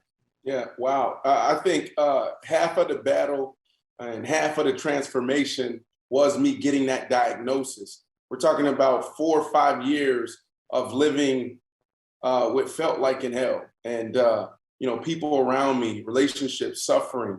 And so when I stepped foot on the campus of McLean Hospital, and Dr. Gunderson sat me down. We went through a clinical evaluation, neurological evaluation, and they sat down with me and said, Brandon, we believe you live with borderline personality disorder, BPD, and they start explaining that. I immediately felt a sense of relief because I didn't know if what I was dealing with was a thing. I didn't know it was, there was treatment for it. There was a plan. So in my mind, it was half of the battle because I knew if there was a program or some type of plan out there I was going to approach it like I did school, like I did sports, and I would have had a chance to survive and then also thrive. So it was everything for me. And as far as getting that diagnosis and the people around me and how they responded, I think people it was on both ends of the spectrum. There were some people that thought it was an excuse. Some people thought and there was other people that say, you know what, thank you so much for sharing with us what you dealt with, what you went through, because I too, or my daughter, or my husband, or my neighbor, and I got so much more of that than I did the negative. So it's been a blessing to actually have, to be living with borderline personality disorder, have that diagnosis, and then have a platform to share what I went through, because I truly believe it is saving lives. Well, you for sure, and you put it on my radar, and I thought I knew a lot about this. So to find, an NFL superstar be able to articulate quite nicely exactly what's going on in their head, and reflect the fact that it's helping elsewhere, helped all of us. Dr. Dowry, what helpful steps can people take for themselves, but also for others during this time? And what can communities do? Because I don't think it's just one person battling it out by themselves. Yeah, that's a great question. I think as individuals, we have to figure out how best to cope during this pandemic, and making sure you get enough sleep, exercise, go outside, get a little bit of that vitamin D, and take a walk, spend time with family. I certainly have had a lot more time with my family during this pandemic than I could have anticipated, but it's been great. I have a 12-year-old, so she and I have really had a lot of those tough conversations that we probably wouldn't have if we didn't have so much time together. Reach out to your older neighbor, see if you can swing by and sit on the porch with them and really establish that connectedness, or go out for a bike ride with someone to, again, connect how you can in a safe way. And there's a lot communities can do with very little resources. Some things are like social emotional learning. So in schools, programs like the Good Behavior Game can teach life skills and conflict management that build resiliency. There's a Strengthening Families program that teaches families how to cope, how to have conversations, and really build a lot of those relationship skills. And then having a connection to a caring adult is so important. So things like the Big Brother, Big Sisters program, you can do virtual or other adult mentoring programs that builds that resilience and connectedness. Let's talk about something that's pretty serious, suicide, which has increased 60% in people under the age of 25 over the last decade. It's like shocking that these numbers are even real. Mental health problems and substance abuse often go hand in hand. Brandon, your organization, Project 375, focuses on early intervention to prevent teen suicide. Was there anything in your life that made you aware of this crisis? Because it was hidden from many of us in the health profession until recently. And what do you think is going on? Why is it that young people, with their whole lives in front of them, are taking their lives? How do we address that? 2011, I was diagnosed with borderline personality disorder. And like I said earlier, I spent 3 months on the campus of McLean Hospital. And I literally approached it like it was school. It was 8 to 5, self-assessment. It was mentalization therapy, cognitive behavior therapy. There was DBT, dialectical behavior therapy. And so it was an intense program. But it was a phenomenal experience for me, because I was able to see exactly what was going on in me and so many others, and also lean into my platform to be able to help break down the stigma. So when we were on campus one particular day, we were in self-assessment, and I was sitting in a circle with other people in the program, and one young lady sitting next to me.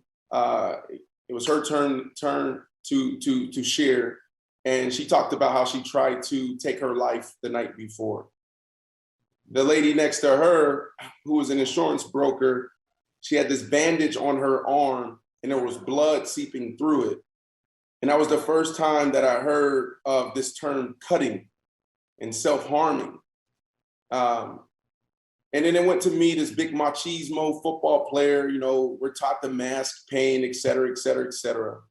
And it was one of the most phenomenal experiences I've been around, because we were all so vulnerable and sharing what was going on in this way. And we got up after that hour was over, and we all walked into the parking lot.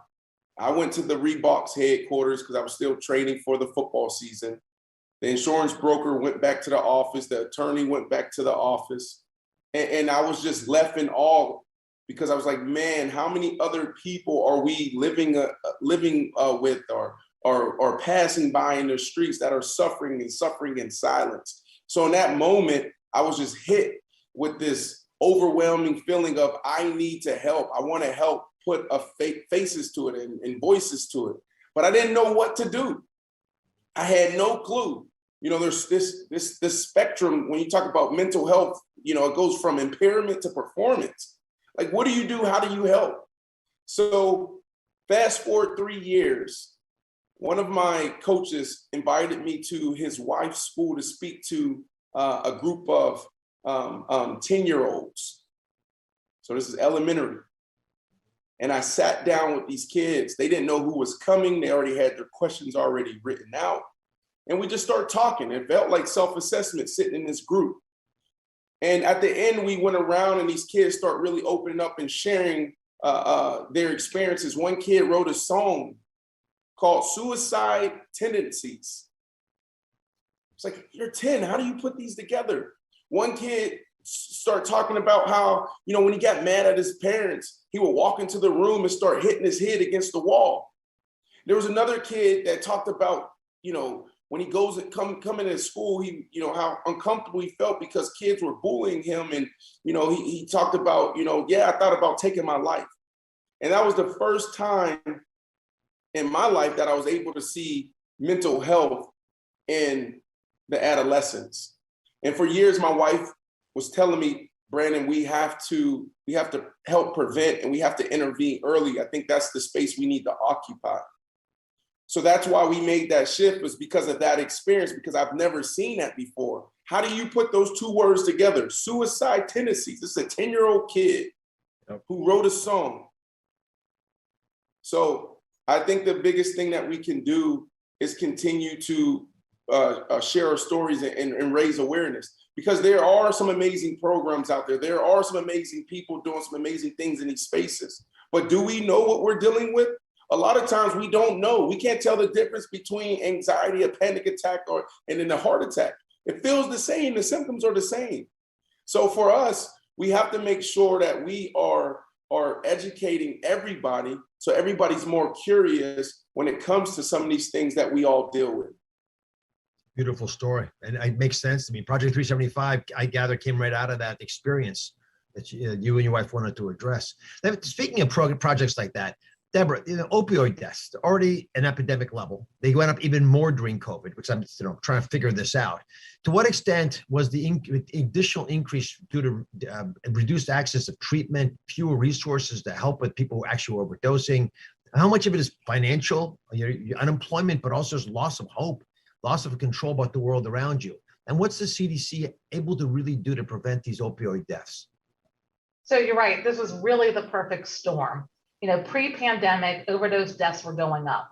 And then during pandemic, they really accelerated. And several things really point to why. And I think one is there's been a change in the drug market. You know, there's different patterns of distribution in the US, and it's not the same drugs that are on the streets. There's been a pattern and change. Also, we're seeing that fentanyl now, an illicitly manufactured opioid, is being co-used with drugs like cocaine and psychostimulants. And it's also contaminating drugs. So some people may not know that they're taking fentanyl, and it's so deadly, 50 to 100 times more potent than morphine. So if people have that drug, they're going to overdose from it. And because of the pandemic, people might be using alone now. So there's not that person to call 911 or to give naloxone to reverse that overdose. And you're right. I think when you don't have hope, when you don't have that resiliency, when you might be suffering from some economic losses, all those can increase stress, which can increase substance use. So that can all, you know, increase this. So CDC has done a few things to really address this.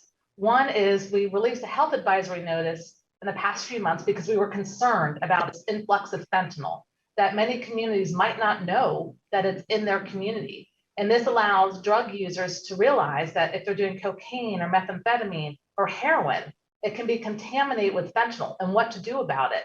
Make sure, you know, naloxone is on hand, call 911. It could take multiple doses of naloxone.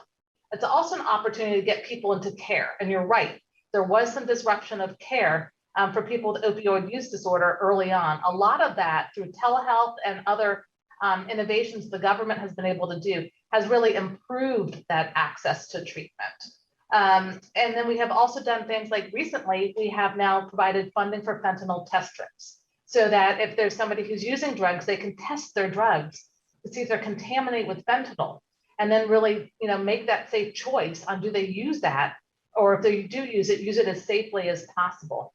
And then I think taking a step back, and as we've talked about hope and resilience, childhood trauma, and adverse childhood experiences, if we think long-term about how do we prevent drug overdoses, we have to look at buffering kids, providing them the supports that they need so they don't go on to have any of these mental health issues or substance use issues. I'm sometimes feeling that our biggest enemy is nihilism, that people don't think there's hope out there. And certainly in your day-to-day life, that's a problem, but there are resources. Both of you mentioned powerful ones. I mean, Brendan, your initiative, House of Athlete, focuses on holistic wellness, from physical to mental. So everyone gets the athlete's physical part. I understand the mental part a lot because I'm always admiring how you guys can stay focused in big performance moments. You talked about how we live and breathe by 5 pillars in that project. Yeah. Can you share those pillars with everybody? Explain a tiny bit about why they're so important. I think there's a lot of amazing people out there, organizations, hospitals doing some big things, solving billion-dollar challenges and problems. What about the fundamentals? As athletes, we're masters in mastering the fundamentals. That's what it's about. A lot of guys can run fast, a lot of guys can jump high, but the guys who really separate themselves are the guys that can hone in on the fundamentals every single day. So when you think about health and wellness, what happens to our brain, what happens to our performance if we're dehydrated? What happens to us when we're just putting the wrong things in our body? What happens if we're just not recovering the right way, if we're not sleeping? So the House of Athlete, these 5 pillars, it really is a guiding star. You look at some of the top athletes, performing athletes, what do they do every single day to tap in lock in those high pressure situations? Well, they create a routine. Those routines are surrounded by these 5 things. One, they train. All of us, no matter if you're, Serena Williams, Tom Brady, Lionel Messi, it doesn't matter. We are all created and designed to move. It could be yoga for some, it could be running, it could be swimming, it could be lifting weights. We have to move. The second thing is we have to fuel correctly. That's the second pillar. Ideally, we want to get all of our macronutrients and micronutrients through food, but it's impossible. That's why we also got to understand what supplementation is. We got to make sure we're putting the right things in our body. And the third, which we're all here for, is mental fitness. Like, what are we doing on this end of the spectrum when it comes to impairment? How do we approach anxiety, depression? Do we have the things that we need? And on the other end of the spectrum is performance. I just want more out of my brain. I just want to go to a whole nother level. The fourth is recovery. And in that pillar, we're talking about sleep. Sleep is one of it's like a secret weapon. Are we sleeping enough? If we're not getting enough sleep, what's happening to our brain? What's happening to our body? Taking care of ourselves, knowing when to go on vacation, when to slow down, turn off the phone. And then the last thing is try. I've never seen a high-performing athlete do life by themselves. And a lot of us live in isolation. We have to make sure we reconnect with people. And you talked about it already, Dad. You talked about how important community is. So those are the 5 pillars. And I truly believe no matter who we are, if we do those things, we unlock our full potential. But it really unlocks where we're at from a mental fitness level. That's what it is. We keep saying that life in sport is 80% mental. So it's time for us to be more intentional when it comes to training our mind and developing our brain. So those are the 5 pillars. Hallelujah. Hallelujah. Deborah, for the last 2 minutes, get us to the finish line here. What advice do you can offer someone whose loved one is in crisis because of mental health or substance abuse issues? How do they get the person to seek treatment now? So, one of the things that I always think is important to dispel is people think that if you ask somebody about suicide, it'll cause someone to have suicidal thoughts. And it can actually be helpful because the person knows they're not alone and you're caring about them. And if somebody's not thinking about suicide, asking them about it is not going to cause them to have suicide thoughts. And it can really let them know the person cares to ask enough. So I think now more than ever, it's important for us to ask and like Brandon was talking about, really embrace our tribe and connect with others. So by following CDC's guidance and local community protocols, we can return to normal life and a healthy economy. Several things people can do to help themselves or loved ones find help, such as contacting your healthcare provider to better understand treatment options, such as telehealth appointments or recovery programs.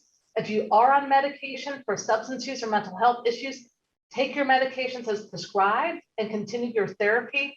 If you need immediate help in a crisis, you can call 911 for an emergency. You can call or text the disaster distress helpline, call the National Suicide Prevention Lifeline, or the National Drug and Alcohol Treatment Referral Routing Service to speak with someone. And then finally, having the naloxone on hand can prevent overdose deaths when a bystander is present. I keep it in my purse, I keep it in my office. It's really important that family and friends know where to find naloxone and how to use it. Dr. Oury, unbelievably comprehensive. Thank you for doing that for everybody. You'll save some lives just from that commentary. Brendan, I appreciate all you're doing for shedding a light on mental health, but also making it cool to talk about stuff that really matters. God bless you both. Thank you, Doc. To discuss the health consequences and lethality of loneliness, Dr. William Schrenk, Chief Medical Officer, Humana, and Donato Tramuto, founder and chairman of Health eVillages and of the Tramuto Foundation. They join moderator Katie Couric, award-winning journalist, founder Katie Couric Media, and co-founder Stand Up to Cancer. Hi, everyone. I'm delighted to be with you today and especially excited to get into a conversation about something that I care deeply about. That's loneliness and social isolation. And I'm joined by Donato Tramuto and Dr. William Schrenk, two people who I know are passionate about this topic. We don't have much time, so I want to get right into it. Donato, I want to start with you. How did you get interested in the topic of loneliness, and how would you even define the word? Well, thank you, Katie, and it's a pleasure to be here with both you and Will. I think for me, loneliness started when I lost my hearing at age 8, and for about 10 years, I had little or no hearing, and I fell into a deep sense of social isolation.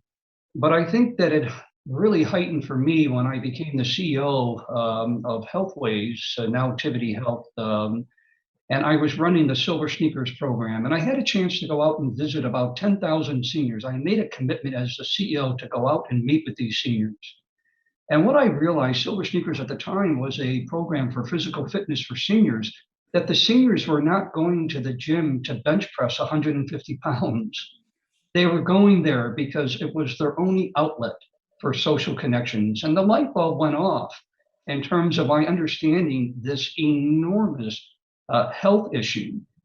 And I think and I think Will would agree with me on this, I think for too many years, we've really addressed sick care and we haven't addressed health care. And I think social isolation, and there's been tons of definition. I know, Will, you probably would agree with me on this as well. I've seen 9 different definitions that describe loneliness. And I think the best way that I can describe it is probably the common 2, which is social isolation, but also loneliness. You can be in a group of 100 people and still feel alone. But there's 2 more that I think I would add as a result of the pandemic. One is the social loneliness, that many people are now struggling with social loneliness during this pandemic because they're unable to get out and connect. Right. And the last one, which comes out of the research that we've done for my second book, is the state of relevancy. That the greater the loss of your feeling of relevancy, it's correlated with your state of loneliness. And so I think we really have to address, how do we get relevancy back into one's life? And Dr. Schrenk, before we broach that topic, it's not just seniors, and it really predates the pandemic. How do you explain the prevalence of loneliness in our culture? Is it a willingness to talk about it? Did it always exist? or are there different societal factors that are at work that are creating this situation for way too many people? Oh, it's a really good question. And there's so many features or factors that impact one's sense of social connectedness. There's a ton of structural reasons that are driving this, what appears to be a much greater rate of loneliness around how families stay together and the sense of community, work-life balance. But if there's this sense that loneliness is spreading, it may be that that's exactly what's happening. There's this really interesting research out of Yale that shows that loneliness is contagious, that a person is 52% more likely to feel lonely if someone they're directly connected to says they're lonely. And it makes sense. It only stands to reason that lonely people are less able to pick up on some of the sort of the positive social stimuli and the commitment signals that they see from others, and they withdraw, and that makes others feel like they're going to withdraw. There's also a whole host of issues around technology and around the use of social media that I'd love to talk more about. That it does feel like there's a lot of things happening all at once to really increase the prevalence of the problem. It's true. And FOMO, I think, is created by social media. And I think it's supposed to connect us. And yet I think it makes, what do they say? Comparison is the thief of joy. And it makes you feel like, well, what's wrong with me? Why am I not out enjoying my life the way these people are? Of course, it's highly manufactured and curated, but I think social media has had a big impact on it. Donato, would you agree? I do, and it's very, very interesting. And I think, listen, I don't think none of us want to go back to 100 years ago where we didn't have the sense of technology. But I'm a firm believer, all of one thing can either, ruin the capacity to have connections or it can, interrupt it. And what I mean by that is that I do think that there is healthy social media platforms. We should really pay careful attention to what's going on in the UK. They were the first to appoint a minister of loneliness. But in a survey that they conducted, very interesting, 25% of the parents that they interviewed felt that the social media was actually helping their young children with loneliness. But when they did the survey of the children, greater than 50% felt that social media could help them to not be lonely. And so there's a divide among the generation and the younger. Now, what I recommend is that we have to, as parents, promote healthy social media platforms. That perhaps we shouldn't be promoting Instagram where your friend's life looks better than yours and you fall into this state of loneliness. But perhaps we can promote something that our foundation did a year ago. We created a weekly Inspired Chat social media calls where we bring young, middle-aged, and older people together. And they share their thoughts about what the pandemic has meant to them. They share their thoughts about their family relationships.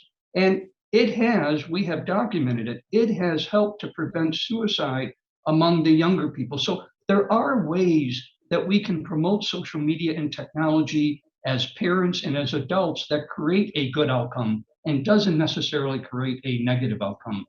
So Donato, I love how you framed that, because I think in general, we think of the interactions that happen on social media as very superficial. We rarely think of them as ways to deepen existing relationships with family or friends or strengthen relationships. They're generally much, much higher level. And that leads to really a vicious cycle where those interactions are so easily accessible. They replace meaningful, deeper relationships with people that you would otherwise see in person, and creates that sense. And there's this really interesting research that shows that you got two people that are sitting next to each other and talking, just the presence of a phone nearby, even if they don't use it, makes that both people in the conversation rate the conversation as less meaningful. Right, because it's distracting. It's distracting, and even the presence, on a table makes you less focused on the person in front of you because you're wondering what you're missing on your phone. I wanted to ask you, Dr. Schrank, though, what about, I don't want to go back to the 1950s and 60s necessarily, but it seems like this sense of community we had with churches and synagogues and community activities, it feels like that just doesn't happen as much. Is that one of the reasons, Kiwanis clubs and things like that brought people together? And I'm curious, has that had a big impact on kind of not feeling connected to your community on this increase in loneliness? Well, we're sure that trend is an important and problematic one. And frankly, that's a really central reason why we at Humana have a real deep focus on working in communities around solving these problems. You can't solve these problems, simply by making outbound telephone calls. The way in which we're really focused on supporting our members who are lonely is by creating a richer social fabric within the communities in which our members live. And that means partnering with churches and the places where our members congregate. And it means trying to take a much more holistic view of how our members interact with the communities around them. And I think, Katie, you're getting right at the sort of the heart of this, is that the primacy of those interactions and relationships and communities, are sort of the source of the solution. Go ahead, Donato. If I may add to that, Will, you're right on. I mean, look at communities that have colleges and universities there. These young kids that are going to college miss their grandparents, they miss their parents, and yet you have seniors that live around that university and college. That, for example, I am an honorary scholar at St. Joseph's College, and we created an opportunity where we bring seniors in, before the pandemic occurred, of course, where we bring seniors into the campus. And what happens is that you have this interaction with the college students who love to interact with older people. They're missing their and then you have the grandparents who miss their grandchildren because they're miles away. So Will is right on. Yogi Berra, my favorite philosopher, once said, you can observe a lot by just watching. There are venues in the communities that we have to promote. You're right, the churches and all of the infrastructure has changed. But what hasn't changed is the fact that we can save ourselves, and we're going to have to work together to do it. And we're going to have to unite all the services that are in a community. They're there, but many seniors are not aware of it. We met a young gentleman who I know you've connected with, Katie, who started a social media educational company. He's 16 years old. He's training seniors how to turn iPhones on. He's training seniors how to use social media. Now, he's educated almost 1,000 seniors whose lives have changed. So there are venues that we can tap into in the community to, hopefully address this problem. Talk to us about the impact on dementia, heart disease, all kinds of things, which makes this a public health crisis, not just kind of a woo-woo conversation like, we want to hold hands and sing Kumbaya. It has a huge impact on people. Yeah, it's really important, I think, to put loneliness in the context of the broader impact it has on the healthcare system and on the health of all Americans. And it really is considerable, Katie. You're exactly right. The evidence shows really profound associations between social isolation and dementia, on the order of a 50% increased risk of dementia for those who are socially isolated. Higher rates, 29% higher rates of heart disease, 32% increased rate of stroke, higher rates of a whole host, not surprisingly, of mental health issues, including depression, anxiety, and sadly, suicide. This is a lot more than a subjective feeling. This is something that really dramatically and meaningfully impacts the health of those who experience it. Donato, in closing, I guess one silver lining, and it's hard to call it a silver lining when the pandemic has caused so much suffering, but I think people are actually, in a way, it's turbocharged this conversation, and it's made mental health less stigmatized. It's made kind of our emotional well-being something that has kind of come out of the closet in a way. Yeah. How have you seen conversations? Because we've been having these, Donato, for a while, pre-pandemic. How have you seen them changed, and how is that a positive development as we try to tackle this issue? I've seen a remarkable change. A year before the pandemic, I was speaking at a healthcare conference, and there were 1,000 individuals in the audience, and I was speaking about this topic. And I asked, how many in this audience have felt lonely? Only a few raised their hands. And it wasn't until I shared about my own loneliness. I said, I have a loving partner, a loving family. I have lots of friends, and I have felt lonely. And everybody raised their hands. Today, I've seen a tidal change where everyone is in this together. We are experiencing loneliness. And so there's more of a willingness to have the discussion. And I think we have to be willing to promote that discussion and let the other person feel comfortable in sharing their state of loneliness. Hey, if I could just quickly just pile on, we've got to ask. We've got to ask. We've got to ask people if they're lonely. This has to be part of in the same way that we screen and ask our patients and family members and friends about how they're feeling. This is part of the process. It has to be a destigmatized part of the way we just talk about our general well-being. It's part of the conversation. We've got to ask. And if I may just add to that, Will, I start every conversation, as Katie knows, by asking people now about their whys.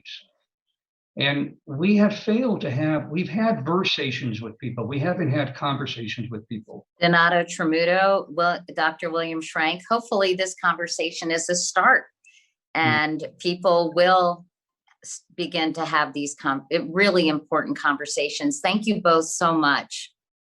Thanks for doing it. Thank you, Katie. Thank you, Will. Appreciate it.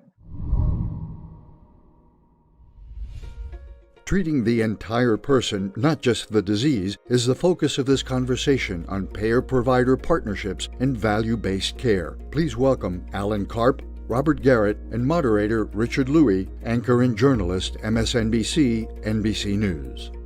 Hello and welcome. My name is Richard Louie. I am here alongside Alan Karp, as well as Bob Garrett, Chief Executive Officer, Hackensack Meridian Health. Alan, Executive Vice President, Healthcare Management and Transformation, Horizon Blue Cross Blue Shield, to talk about payer-provider partnerships and value-based care, treating the entire person, not just the disease. And let's just hop right in. You two are friends, right? Absolutely. Yeah, we know each other for quite a few years, right, Alan? We have. Yeah, insurer and provider are friends. That's good. We're doing well. We're doing well so far. Okay. We're off to a good start, right, Richard? That's right. We should close the session right now and call it a day. This is a complex topic, but you'll be able to simplify it for us. When we look at value-based care, how would you both describe it as we try to look at treating the whole person, right, which is the theme of this conference, one of the sub-themes of this year's conference? How would you describe that, Bob? You know, I think, value to me means delivering high quality care, making sure the patient experience is a good one, and at the end of the day, making healthcare more affordable. And I think there's some factors out there that we can improve upon as a nation, as a general healthcare system. One of the things that I often talk about is that I think we need to pivot more to preventative care. If you look at some of the healthcare outcomes in our country, we're not really delivering some of the same value as other nations out there in terms of the outcomes. Our life expectancy has been going down as a nation over these last few years, and during the pandemic, it actually went down a full day. We're a higher cost healthcare system than many other developed nations out there. So I think one of the focuses on value going forward is making sure there is a pivot to prevention. There's also a need to coordinate care more and to recognize that some of the social aspects of care are as important as the medical aspects of care, and also that behavioral health plays a huge role in value-based care, because probably at our health system alone, probably almost 50% of patients that come into our emergency departments that have a medical condition also have some sort of underlying behavioral health issue, or in some cases, an actual mental illness. So I think it's important to pivot to prevention, as well as to coordinate care and making sure that we take a holistic approach, including the social aspects and behavioral health. All right, Alan, so what's the right mix here? What's the right mix of fee-based versus value-based when we're thinking about treating the whole person? What's the right mix here? Yeah, so I think, Richard, that what we found is that if we focus on the types of things that Bob was talking about, if we focus on treating the patients so that we're providing the best quality at an affordable cost, we're going to improve the health status of those patients. And building on some of what Bob said, for example, behavioral health, just like he's seen it in his emergency room, we see the same thing with our patients. And there's a lot of untreated mental health conditions out there. Some are lower acuity, like let's say anxiety or depression. Some are higher. So one of the things we've done in working with Bob and his team and some of our other providers is created a program that focuses on providing data to the primary care physician at the time of service, and then providing both a virtual and actual care and triaging those patients into the system. Similar with behavioral, social determinants of health, where we've been able to analyze what drives those patients to go to the emergency room as opposed to treated for the right condition. Well, cats and dogs not only live together here, they actually do business together. You've created a partnership, right? Looking at holistic care. Quickly here, 60 seconds to you, Bob. What is this thing that you two decided to do together? First of all, I don't know which one of us is a cat and which one's a dog. In any case, we did form this this partnership. We formed established an insurance company that we call Braven Health, and it is offering Medicare Advantage product to people throughout New Jersey, and a great deal of the state is covered through this. The idea here is to really focus on value-based care, to align incentives. You know, there's no reason why insurers and providers can't get together and find common ground to do what's right, and that is to improve the health status, in this case, of senior citizens throughout our state. What I love about this is you have two organizations that are New Jersey based, that know the senior population in New Jersey, know the geography, have a lot of data that's been accumulated over the years that we can really utilize to improve care and to hit that value equation of improving care, having a better patient experience at lower cost. Alan, why'd you do it? Well, we did it because we felt that this was the best way to provide the benefits that seniors are looking for, zero products, other services.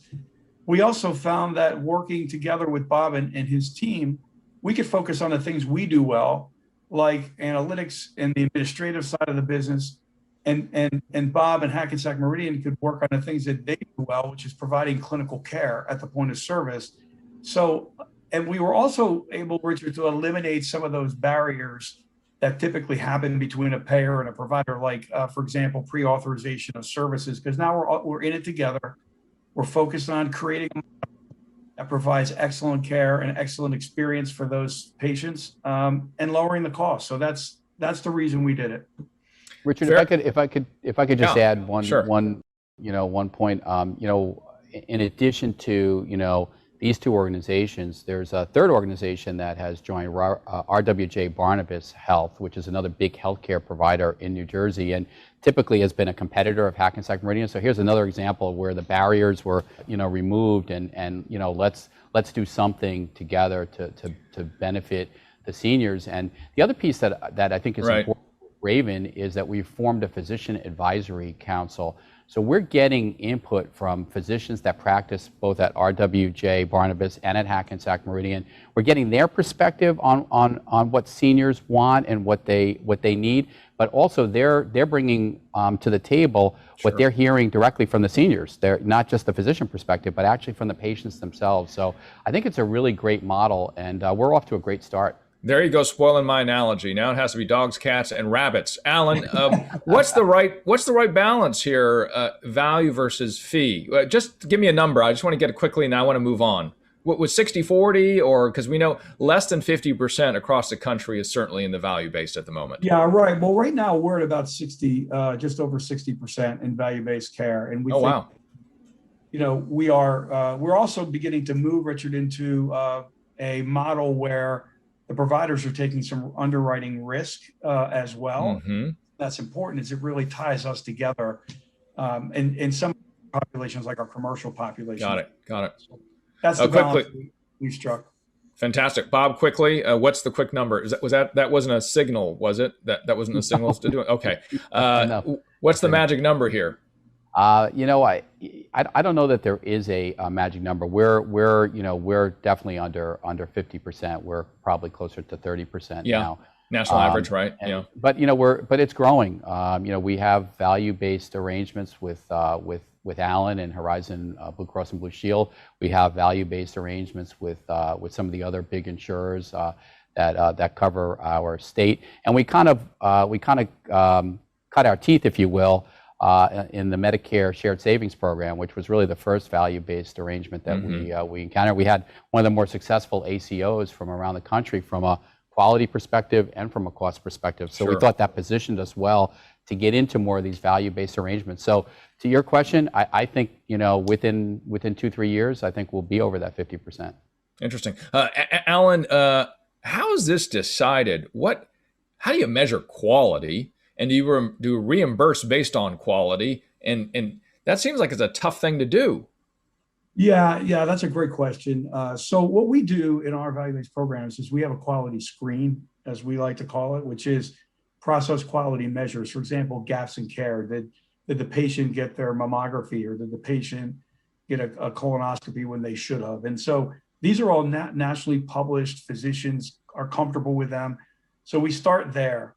And then from there, we create a bonus pool based on the amount we're expecting to spend for that population. So it's really looking at the population and applying population health management techniques. And that's the way we get to either a shared savings payment, which is an additional payment to the provider or to the health system in Bob's case, or when we share risk, the provider would keep all of the upside under that target. So it's an important and critical part of what we do. The other thing we do, just quickly, is get the physicians involved when we set those targets, so they're comfortable with them. And that are they? Not always, but it depends. It depends. But if they're not, to your point, we'll work with them to make sure that they understand what we're trying to do. So tell you what, Alan, we make sure that everyone's comfortable. Well, how about you and I bring in a physician? Bob, so take off your management hat for a moment. What are you thinking here? Do you agree with this idea of reimbursement again for quality? Yeah, I have a lot of physicians that we could bring in, and actually they've been very positive about it. So, but one of the things in terms of the quality question, I think that's important, is no matter who our shared savings program is with, whether it's with Allen's company or another insurer, the quality metrics stay the same. So the physicians are practicing the same medicine, whether they're taking care of a Horizon patient, an Aetna patient, a United patient, doesn't matter. I think that's really important in terms of consistency. And our doctors who share in the shared savings from these value-based programs are part of our clinically integrated network. So there are about 6,500, 7,000 physicians who are highly aligned, who want to participate in these types of programs, who really get it. They really understand, value-based care. They understand, that is the future. So I think you'd actually find a lot of doctors pretty enthusiastic about this. Paraphrase it if you like, but give me a quote quickly here, Bob, of a conversation you had with one of the physicians about value-based care versus fee-based. You know, the conversation is you have the opportunity by participating in really enhancing the quality of care that you're providing your patients. The patients will have a better experience, and you, as well as the health system, as well as the insurer, all will save money and will participate in the savings. So I call it a win-win-win. And so, Alan, if it's a win-win-win, there will be those that say, well, maybe it's only one big win, right, and a lot of little wins for everybody else. How do you answer that? Oh, this is just a way to make the machine a little bit more efficient, to have a better annual report. How would you respond to that?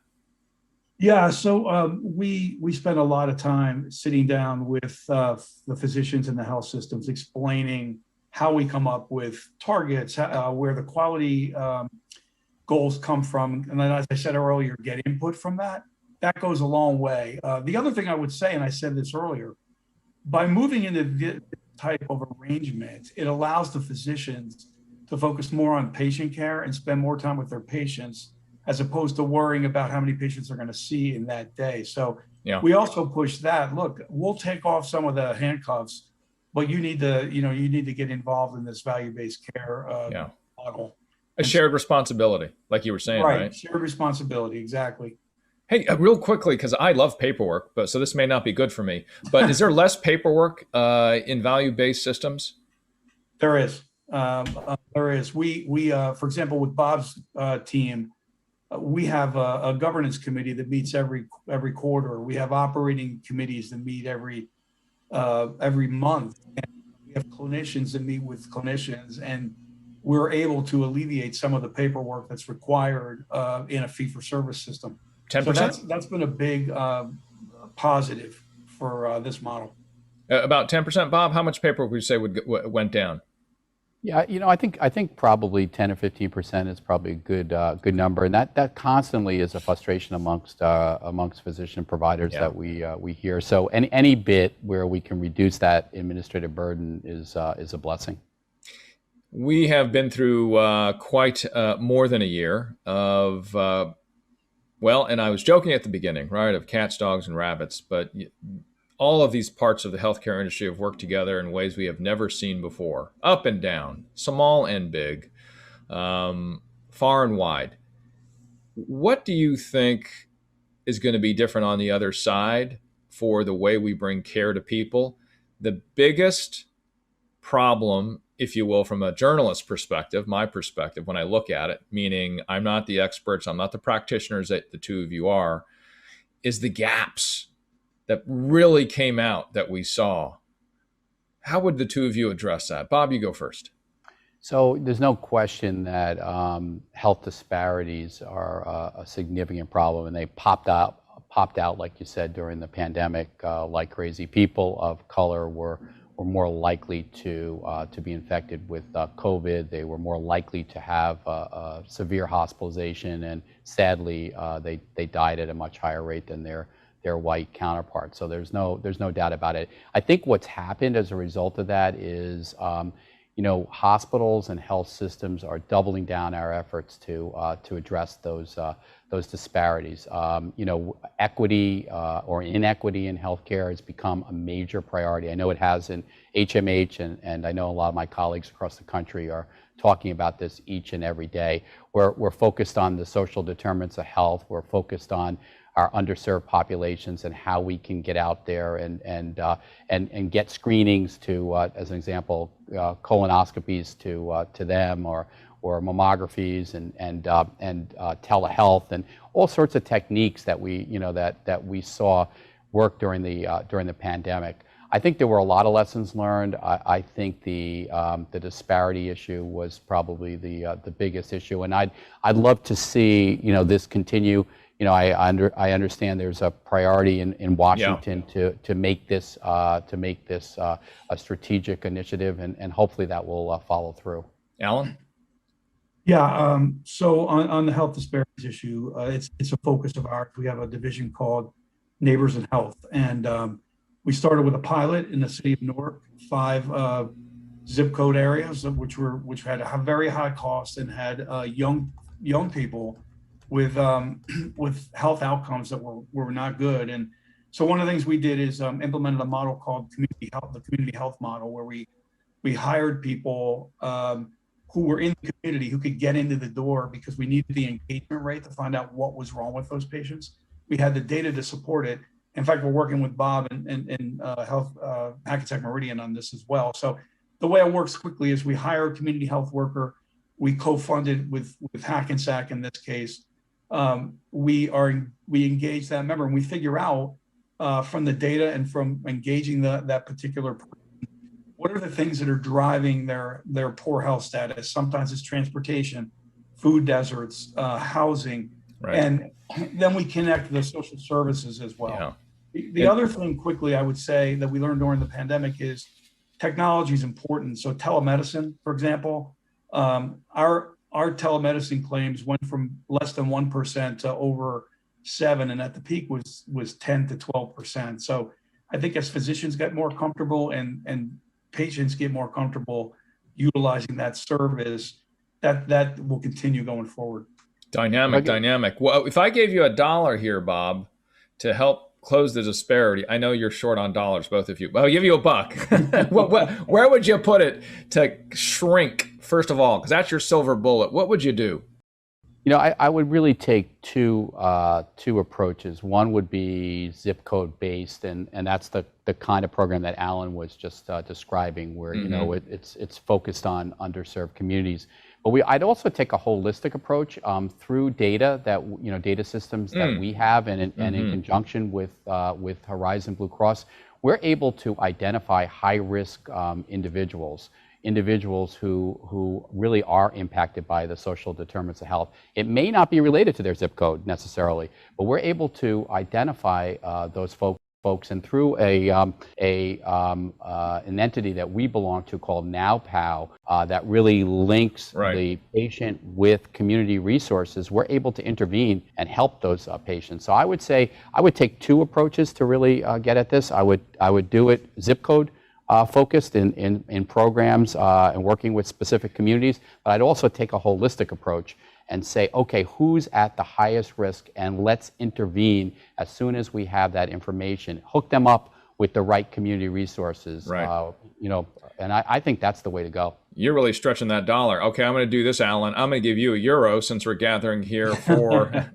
in Italy, right, for the Vatican conference here. What would you do with it first?